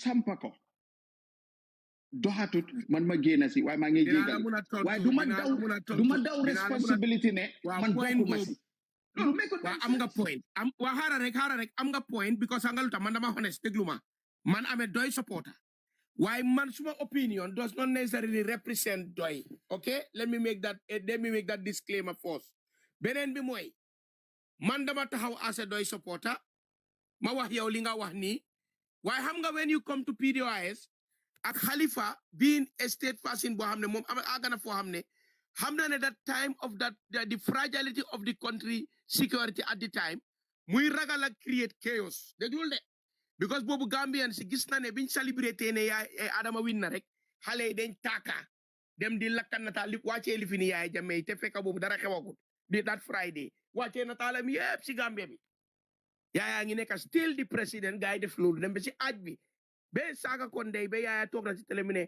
they've insulted my mother te moo nekkoon still di président so loolu Halifa gis na ne di youth fu mu nekk nii ñi ngi toll fu am ne leneen la man nag as a rebel boo xam ne su ma ne rebel mooy street rebel rek comme yow nii ni nga waxee nii ne lii la war na def man tam loolu laa taxaw ma ne dafa war na wax ne génn a announce ko rek ñun youth si sax nañ protest ne na Barrow na at higher to the initial plans of the coalition waaye loolu yëpp ñun ñoo ko xalaat waaye when it come to Halifa and doy leadership bi ñoom dañoo avoid pour yëngal dëkk bi nit ñi gisee leen ne ñoom dañ lekkul si cere bi ñu bëgg a see koppa suuf seen ennemi si noonu lañ ko interpréter te ñoom bëgguñ dara lu yëngal dëkk moo tax mu noppi mu bàyyi tension bi mu kaam mu bàyyi leen ñu continuer because time boo Gambia was fragile Jammeh dem na économique mu ngi si dëkk bi te moom dafa wax économique ne Gambians si bëgguñ xeex économique ñi ne ko our mission is one thing we must make sure ne the president elect is seated si nii wala si naa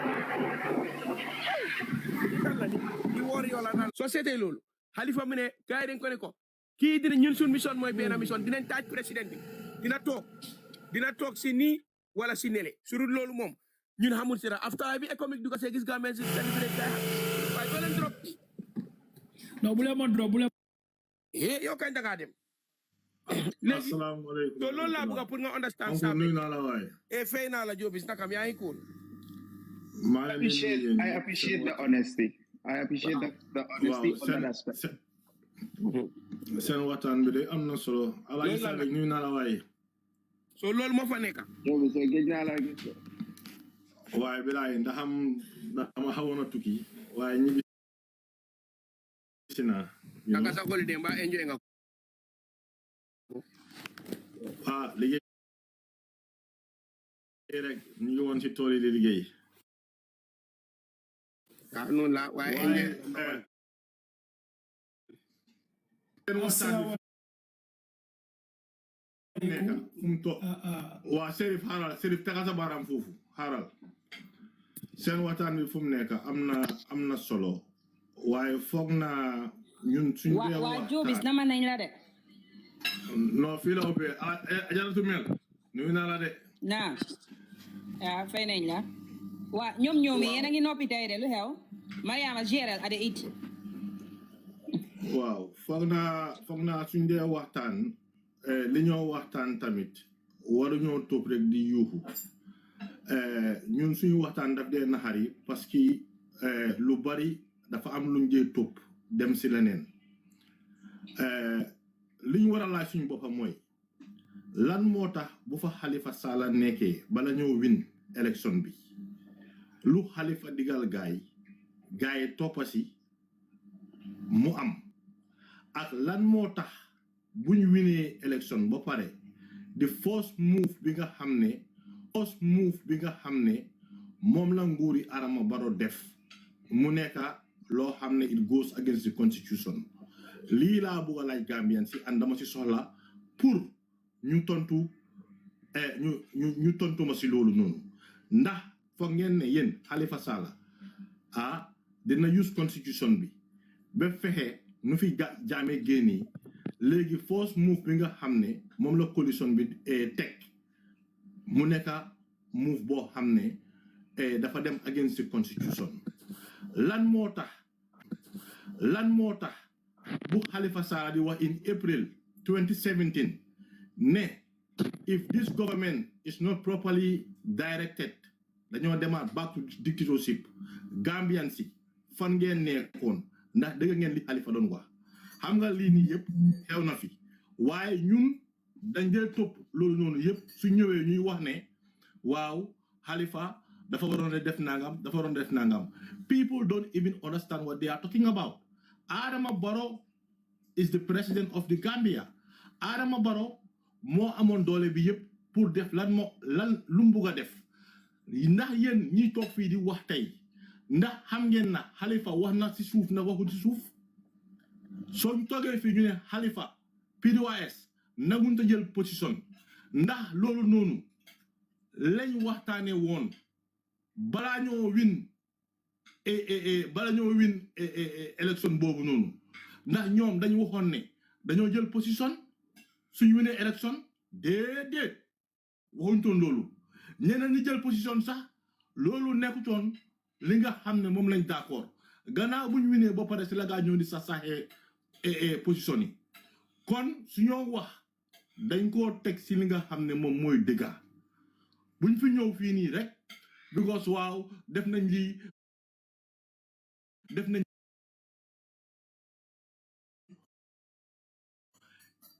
atam suñ constitution yi Gambia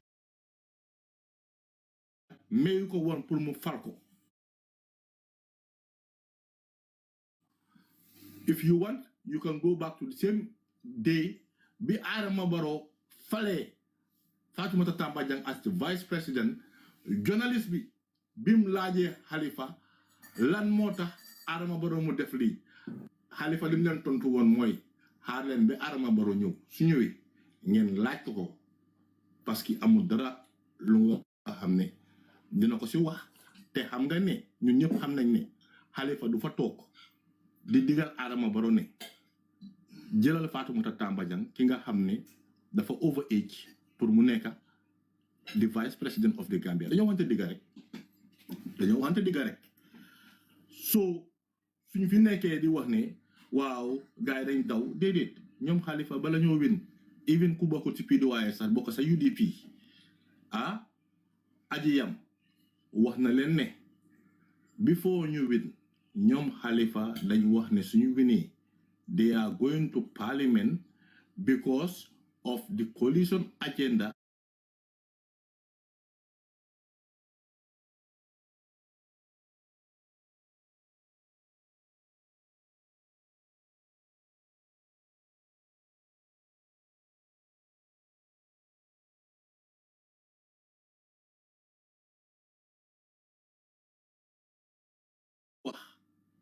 ngir yàlla yonente bi lu ñoo wax nañ ko xoolaat bu baax a baax buñ fi ñëw rek fii di coow di yuuxul di sometimes sax day métti pour ñu ñëw fii di agiw waaye lu ñoo wax tamit duñ dee bàyyi xel ne constitution bi lii la wax lii la gaa yi def lii warut a xew all these things Halifa waxut nangam kay Halifa wax na ne nguur gi suñ ko directé dañoo delluwaat dictatorship wax na ko kay April 2017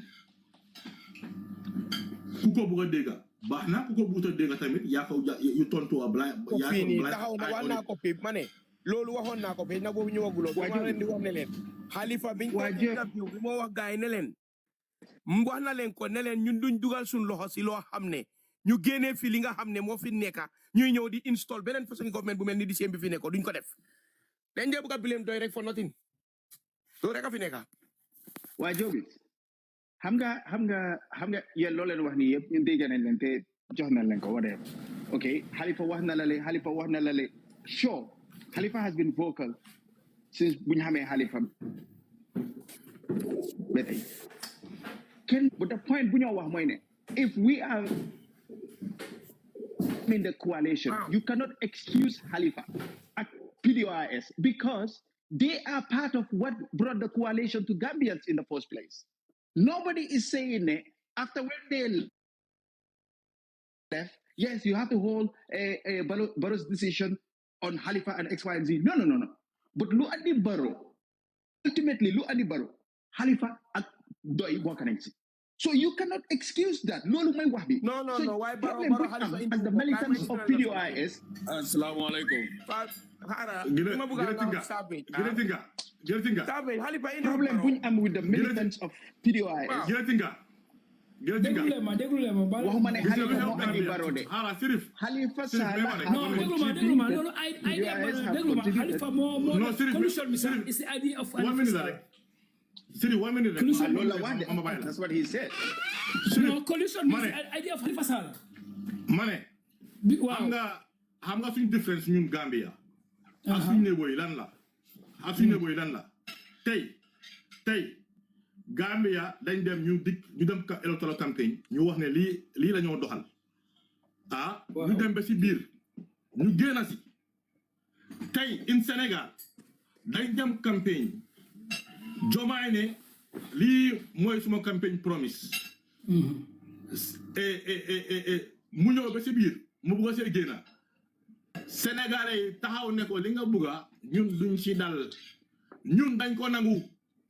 non waaye déglu ma soo bàyyi xel maa ngi leen doon déglu bu baax a baax am na suñ benn boy bu ma ko fu naa savage la dégg la Gambian bi boole wante bi dafa bari te gis nga Gambia bi kuy sàcca di joxe koko gën a baax ku sàcca am na loo xam ne war na ko nag man doy la 100% rusewuma ko kenn si koñ googu laa yaroo you know if I call my name how do you really call me ku nekk ñu xam doy nañ ma xam but xam naa ne man dama dee blame suma oncle ne def na benn mistake oncle Halifa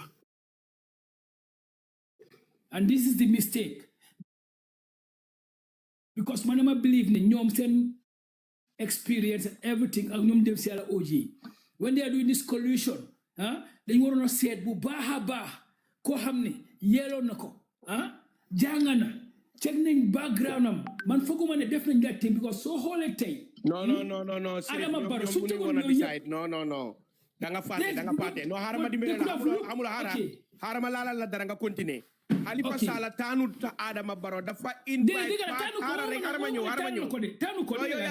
ñëw yaa ngi wax ne dafa am loo wax nga ne dañ war a taana ku jànga ñoom mënuñoo taana ku jànga xam nga lu tax Halifa was a candidate Barrow was a candidate OJ was a candidate kenn ëppalewul sa morom doole sa parti nga ñëw represent xam nga naka nga ëppee doole mooy convention ñi la sànnil foofu nga amee doole waaye ñoom mënuñoo decide léegi déglu ma wax la fa tuuti Halifa dafa invite parti xaaral ma ñëw mais ma rek ma ñëw dafa invite It's my turn. Great thinker. It's my turn. No. I've been waiting for more than an hour.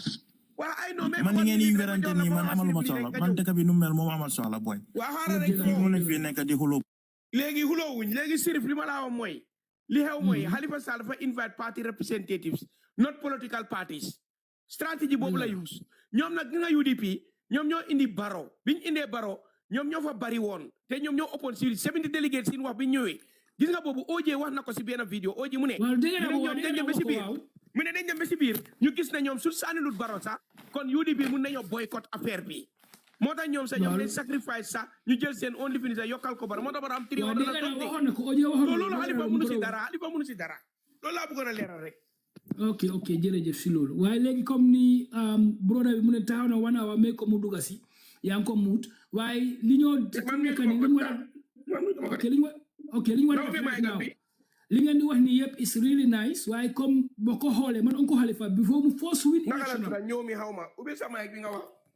the first election am I remember this bala maa tukki dama ñëw ba foofu ne ko Uncle Halifa mu ne maanaam ma ne ko pour nga win du yomba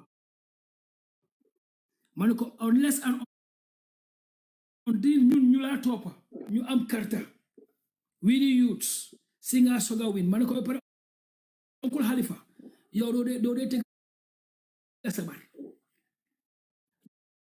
doo dee lifin fu ñi di ñëw di sàcca maalo ñi di tibali yóbbu and that's what they want ndiiraam yu bari gaay ñëw sàcca xam nga and that's his thing ba léegi loolu lañ am di seen problème lañ am the man is satisfied waaye ñoom bëgguñ ko satisfy because dañ xam ne tey suñ ko fa tegee kenn du mun a tee sàcca kenn du mun a tee tiba and liñ wax always ba léegi dem ñëw bi yëpp di seen problème nekk boole wante bu ñoo boole wante ba dañ ko war a bàyyi it's high time gis nga ñu ñëpp we all learn from it ñu nekk ba diaspora ñu nekk Africa we all suffering because xam nga lan la dafa nuroo ñu ñëpp ñu dugg si benn gaar rek nga ne ma waa Banjul la man séeréer la njaago la mun naa fay xaar la ñu jël gaal gi ñu bona ko bu leen fàtte ne gaal gu ñoo bona si diggi géej bi ñoom chaak ñoom wéel rab yi ba dee ngi xiif taxaw di ñu xaar so bala ngaa génn di nga dee and this is moo ñu rey right now this is the only thing we should do is we come together ñu find nit koo xam ne wala dégg la ñu suñu waxee ne Halifa moo lifin people don't understand it they will never understand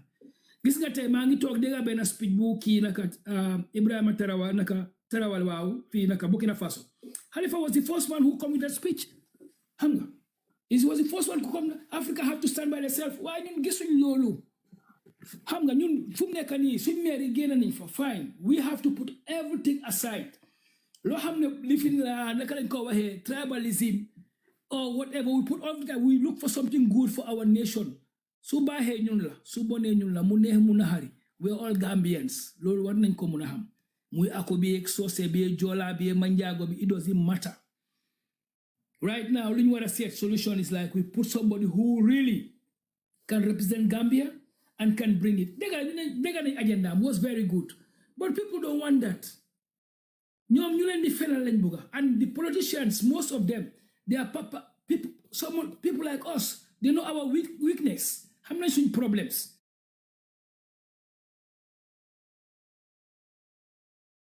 and loolu lañ laa ñëw tegal rek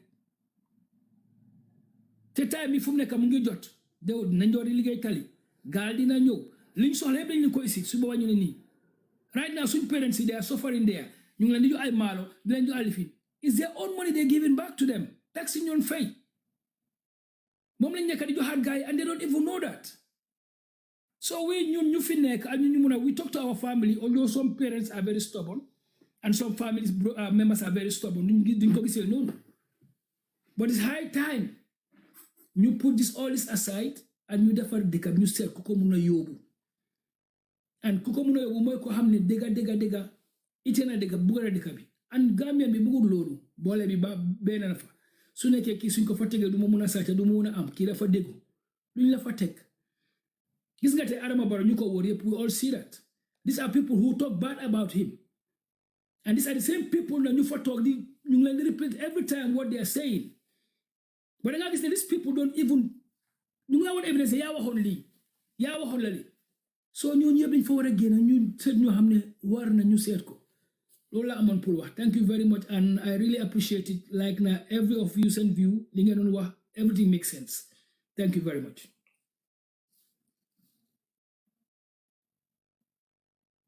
Yo yang nong wax do wax yang nong wax numera. Ñomi ñowal. Wow. Ñomi dafa mel bopam de. Ah yo hulo bi yeb nek bobu yeb nek mu lo maté. ñoo na baale ko léegi ñoo Wata bi rek ne bi da ngeen def faté am na ñu ci bokk. Man dama am problème man problème bu ma am mooy sa problème crédit na non du loolu sax man lu tax semaine bi seer dunda bi seer bo lo ma suma problème ici yeneen yooyu noonu lu happen si pass bi happen na man dama am semaine bi mu ngi wala seer su mu ngi seer dépasse bi mu ngi yokk tabax réew mi contact tabax réew mi non yooyu noonu naka la ñoo wàññee bagage yi seer yi boy ak dépasse bi boy non waaye loolu mun a uyuma unless ñu génne fa government bi because léegi kon nañu waxtaan naka lañ ko génne ici ko xamante mun naa ñoo wàññi loolu lañ nekk fu mu nekk di waxtaan waaye xam nga comme ni ko waxee waaye yéen a ngi dellu si gannaaw rek dem si kanam non li ma nekk di gis ne xam nga ñu ne Uncle Halifa dafa resign noonu right now mu ngi war a ñëwaat seet naa ñu taxaw yëpp neexut waaye mag yi duñ ko bëgg a dégg kenn du ko bëgg a dégg mooy di only passing right now ku mun a yóbbu Gambia bu dëkk bi tàngee ba mu tànga moom rek a fa desoon di waxal si comme ni ko bro bi waxee xanaa lii mooy courage fay sa kanam waa xaaral Sirif non te ma keneen de waaw Sirif yow fan nga déggee ne Halifa dafa war a ñëwaat loolu laa dégg de naka xam nga man Serigne léegi Halifa naka la moo def pour wàññi bagage yi loolu laa bëgg a xam sa boy non xam nga Halifa may ma déglu ma Halifa wax loolu ok fine waaye Halifa su wàññi bagage nga jamono moo campagne sax xam nga la ñu wax osusu xam nga waxoon na waxi osusu xam nga osusu ku teg non waaye da nga war a leeral wax boobu xam nga loolu Sirif xaaral dama bëgga suñu ñëwee si plateforme yi ñun waa PDOIS ñuy wax li nga xam ne moom la parti bi wax waaye bu ñëw si plateforme yi di wax yo no xaaral rek même rek there is about 120 people listening to this live right now and soo fi waxee loo xam ne it's not accurate people will take that and run away with it and lolu you're right wow ñun we are going to our congress bu falé gaay bu falé ni ci ko bu wori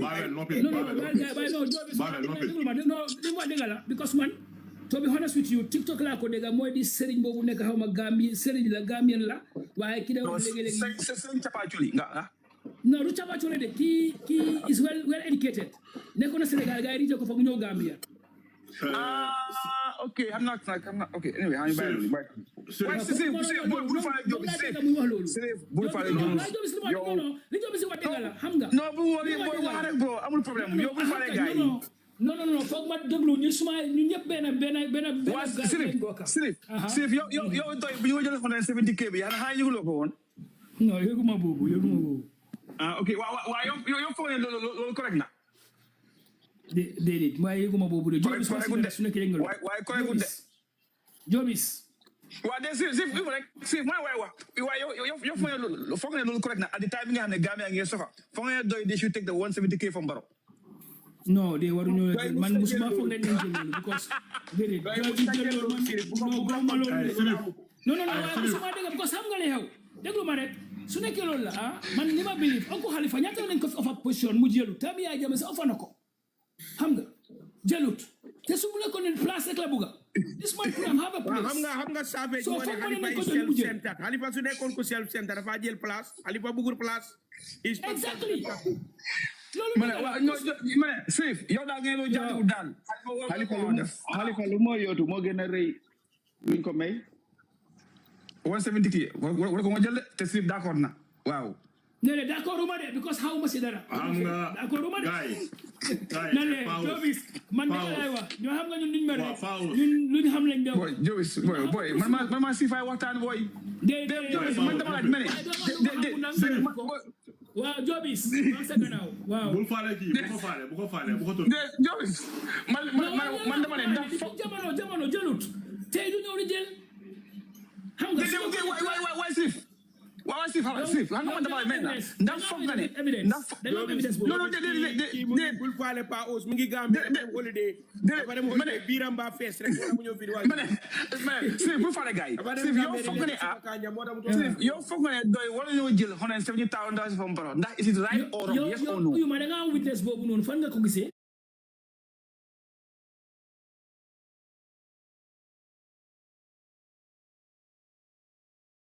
Sif why first dégg yow kay first time daga ne loolu right ko wax loolu right exactly thank you thank you ndax jël nañ ko la jëluñ ko do you have evidence no su ko defee moom right moo tax ma laaj la ndax yow leer na la yow leer na sotti waaw jël moom jël moom it's not right guys answer wala suma question di Babel yow ana moom yow naka nga def non gis nga uyuma ok mais ma ñoomi yow lekka yi nga wax nii ak li xew we don't have any more price control yaa ma understand ñoomi naa la dégg yow laa déglu waaw ñun amatuñ price control and right now comme ni nga ko waxee man even man mi chocolat na because xam nga ngay génn dëkka déglu ma de ma wala exemple bi maa génn Gambia kobo xam nga kobo te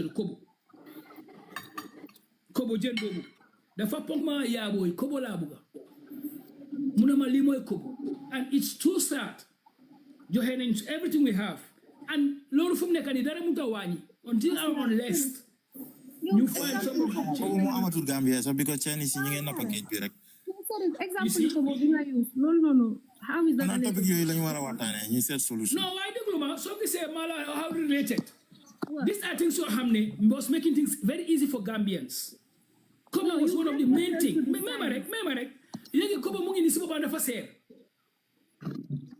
waaw dafa am leen li nga xam ne dafa am leen li nga xam ne soo gisee lu tax Mariama di la laaj loolu mooy ne am na yéena yi it's very sad ñun Gambian yi sax ñuy toog di ko waxtaane di ko wax mel ni nguur bi is responsible of what is no we the people comme li ko kale waxe woon di same thing rek it's not kobo bu am nen bu rëy nen bu daanu nen bu lal kobo bu tuuti you have to understand dafa am leen li nga xam ne ñun waaw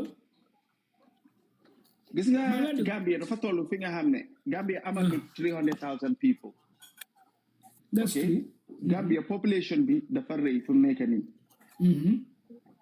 te loolu tamit gis nga mun ngaa wax leena Chinese yi ñu nekk foofu noonu di nappa could contribute to the population of Kobo understand nga pour mu wàññeeku I don't have evidence of that how many Chinese yi ñu ngi live in Kobo but this is just European ñoo sàcca suñ jën yëpp moo tax géej bi amatuñ fa jën non this is just common sense non déglu ma rek soo leen ko bàyyi xel tamit su nekkee loolu la ñoo wax tamit we export luñ am yëpp déglu ma Europe a ngi ni fii Europe a ngi ni Europe buñ nekk nii ñu nekk non may ma rek everywhere things are getting increased but no more increase in the Gambia is just worse that's all yaa ma sa why we the people tamit who are contributing to develop because the government bi rek la waaye the last time mu ngi ni soo leen bàyyi xel am na waa ji nekkoon Birkama bi nga yokkee Mbuuru mu ne du ko yokka they went and reported this man to the government and these people come and even want to punish this guy and moom dafa ne du ko yokka waaye mujj na ko yokka because lan comme niñ ko waxee ñu ni nee na ko boole ñu ni nee nite ko boole ne ko kii bañ naa waa xoolal the whole Gambia mu ne moom du yokka because foreign yokkuwul but nobody was behind him even the area boo xam ne foofu la nekkoon sax nit ñi they could have come out and fight for him but nobody come out loolu mooy Gambian bi su nekkee ne nit ki taxaw na si dëggu ñu ne nañ la dimbale de boo taxawee ñëpp yoo leen waaye su nekkoon yàlla ko amutoon ma ne there are many countries yi fu mu nekk nii suñu ne bëgguñ la da ngaa génn so li nga wax waaw li nga si yokk bi nii we cannot do nothing about it of course we can no believe me because listen we don't farm anything what do we have for our own who do we have to blame for that your government how is the government supporting the farmers? Number one, you have to ask yourself those questions. As a Gambian, there's certain things going. We are the one that can only fix it. Nobody's coming out from outside to save us. So exactly. Why legi AIDS and they're using it for themselves? How can they help the farmers? Exactly. Let me come. When we're talking about fishing, it's not Chinese river. We need fish. And what Chinese nets you guys they use fishing system they use is not good for the environment. One. Then they jàpp jën yoo xamante soxla wuñ ko jën yooyu yëpp ñu sànniwaat ko soo demee si géej dañ lay gis jën yu bari ñu ngi dee si yoon bi. That's Gambian government bi ñoo war a set a organisation that inspect those things so those things will not happen. Jën yi suñu amul time pour reproduce wala amuñ break will not be making any more new fish that is gonna take over. Loolu moo tax jën yi ñu ngi struggle. But Gambia, just so few people, I know them just bribe, you just signed the fishing license, and those people do whatever they want. Then you in Konape, see Gambia in Korajai, you like because Yalamoniko Wursagal. But they taking it outside the country. No, they bring it here. Nyomi, mangi them see grocery store be H-Mart by my house. There's an Asian grocery store, mainly Chinese. And anything law halad linga hamne mungi Gambia is there. Yes. For so ni kong butoy sa guy den ko am kong butoy bi. Ñom xeyna duñ ko laka way kong butoy sa guy den ko am. And if I tell you how much mom la ñoo jaayé how much la ñoo jaayé jën yi ni nga xamne mom la ñoo nappé si façon ni geej bu nekk. Why are we allowing them to come to Gambia if we do not have those trolleys? If you have to get into an agreement with these people to get them to fish in our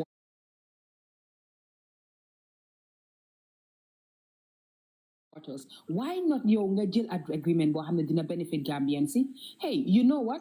I would allow you to fish fini bu fekkee ne indil ngeen ma a trolley boo xam ne man suma nit ñi mun nañ koo use ngeen jàngal leen naka la ñoo fishing on the large scale They actually hire Gambians. These are the things that they actually hire Gambians. Then turon gasoline len turon ay napakat Chinese len laka ñoo laka xale yi loolu lekkoon na incident bu grave tour len li essence. And nothing came out of it. Imagine African they hired Gambians, but yes, maybe the deal, like you said, could have been a lot more different, in considering of certain aspect. But they also did create employment for some people. And then they're working with the Chinese, they at sea with them. Understand that? If you want to tell the Chinese to leave, you're basically cutting the very thing that they use to support their own families. Service, that's the point. I understand that point. Why I said as you guys don't jai in Gambia, how many Gambians are gonna enjoy from that than few people being employed? No, Sheriff, hold on. Nyomi, I'm not correct savage, I'm discussion, the platform and asking Africans rational thinkers. And ñu bari where ñom ñu ko jël to heart foog ne it was an attack on Africans and whatnot. Why gis nga Chinese xam nga lan lañ nekk di def ñu ñoo enslave comme ni tubaab bi enslave on Africa. Absolutely. In a very minor scale. No, ñu ko def in a scale boo xam ne ñu ngi foog ne everything that China brings to Africa is to benefit Africans. Waaye ñu ñoo enslave te ñun xamuñ ko. Absolutely, Mel. We know that. Regarding this Chinese fishing in our waters, I believe even the Gambian mentality they am change because Ben Chinese amut ben right under the Fishery Act 2017 to register a fishing boat So many Gambians when they use these Gambian companies, when they use to register under them. Another thing is company who register in the waters, Gambian government be through the fisheries officers, you attach in a company. Why put mistake more? You're attached under the Chinese company, but the Chinese company that is paying you.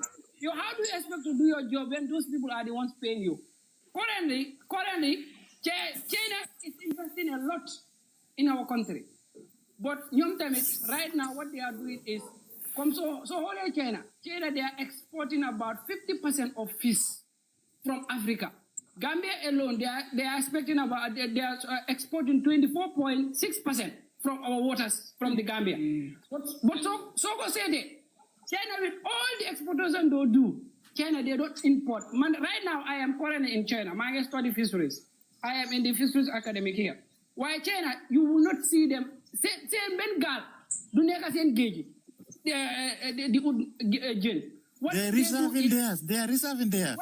Did you know the by guy to exploit ours? What they do is they export our fishes. So they use they process it for fish meal. Then they practice aquaculture. So since generally they use fish farming, then you they feed on those gen. So that's the problem. Why the government put mistake in mind? There are penalties for those. I'm not going to know about the Mbali, the nets they use. The nets that they should use is 0.1 inches, but some of them are using less than 0.1 inches because I'm not genuine here. It's not even part of the agreement. Why? So because there is one Chinese company right now, the Golden Boat, it's a golden company. They have violated the Gambian waters 9 times in 2017. The law only give you 2 times, so violated. They should never enter that.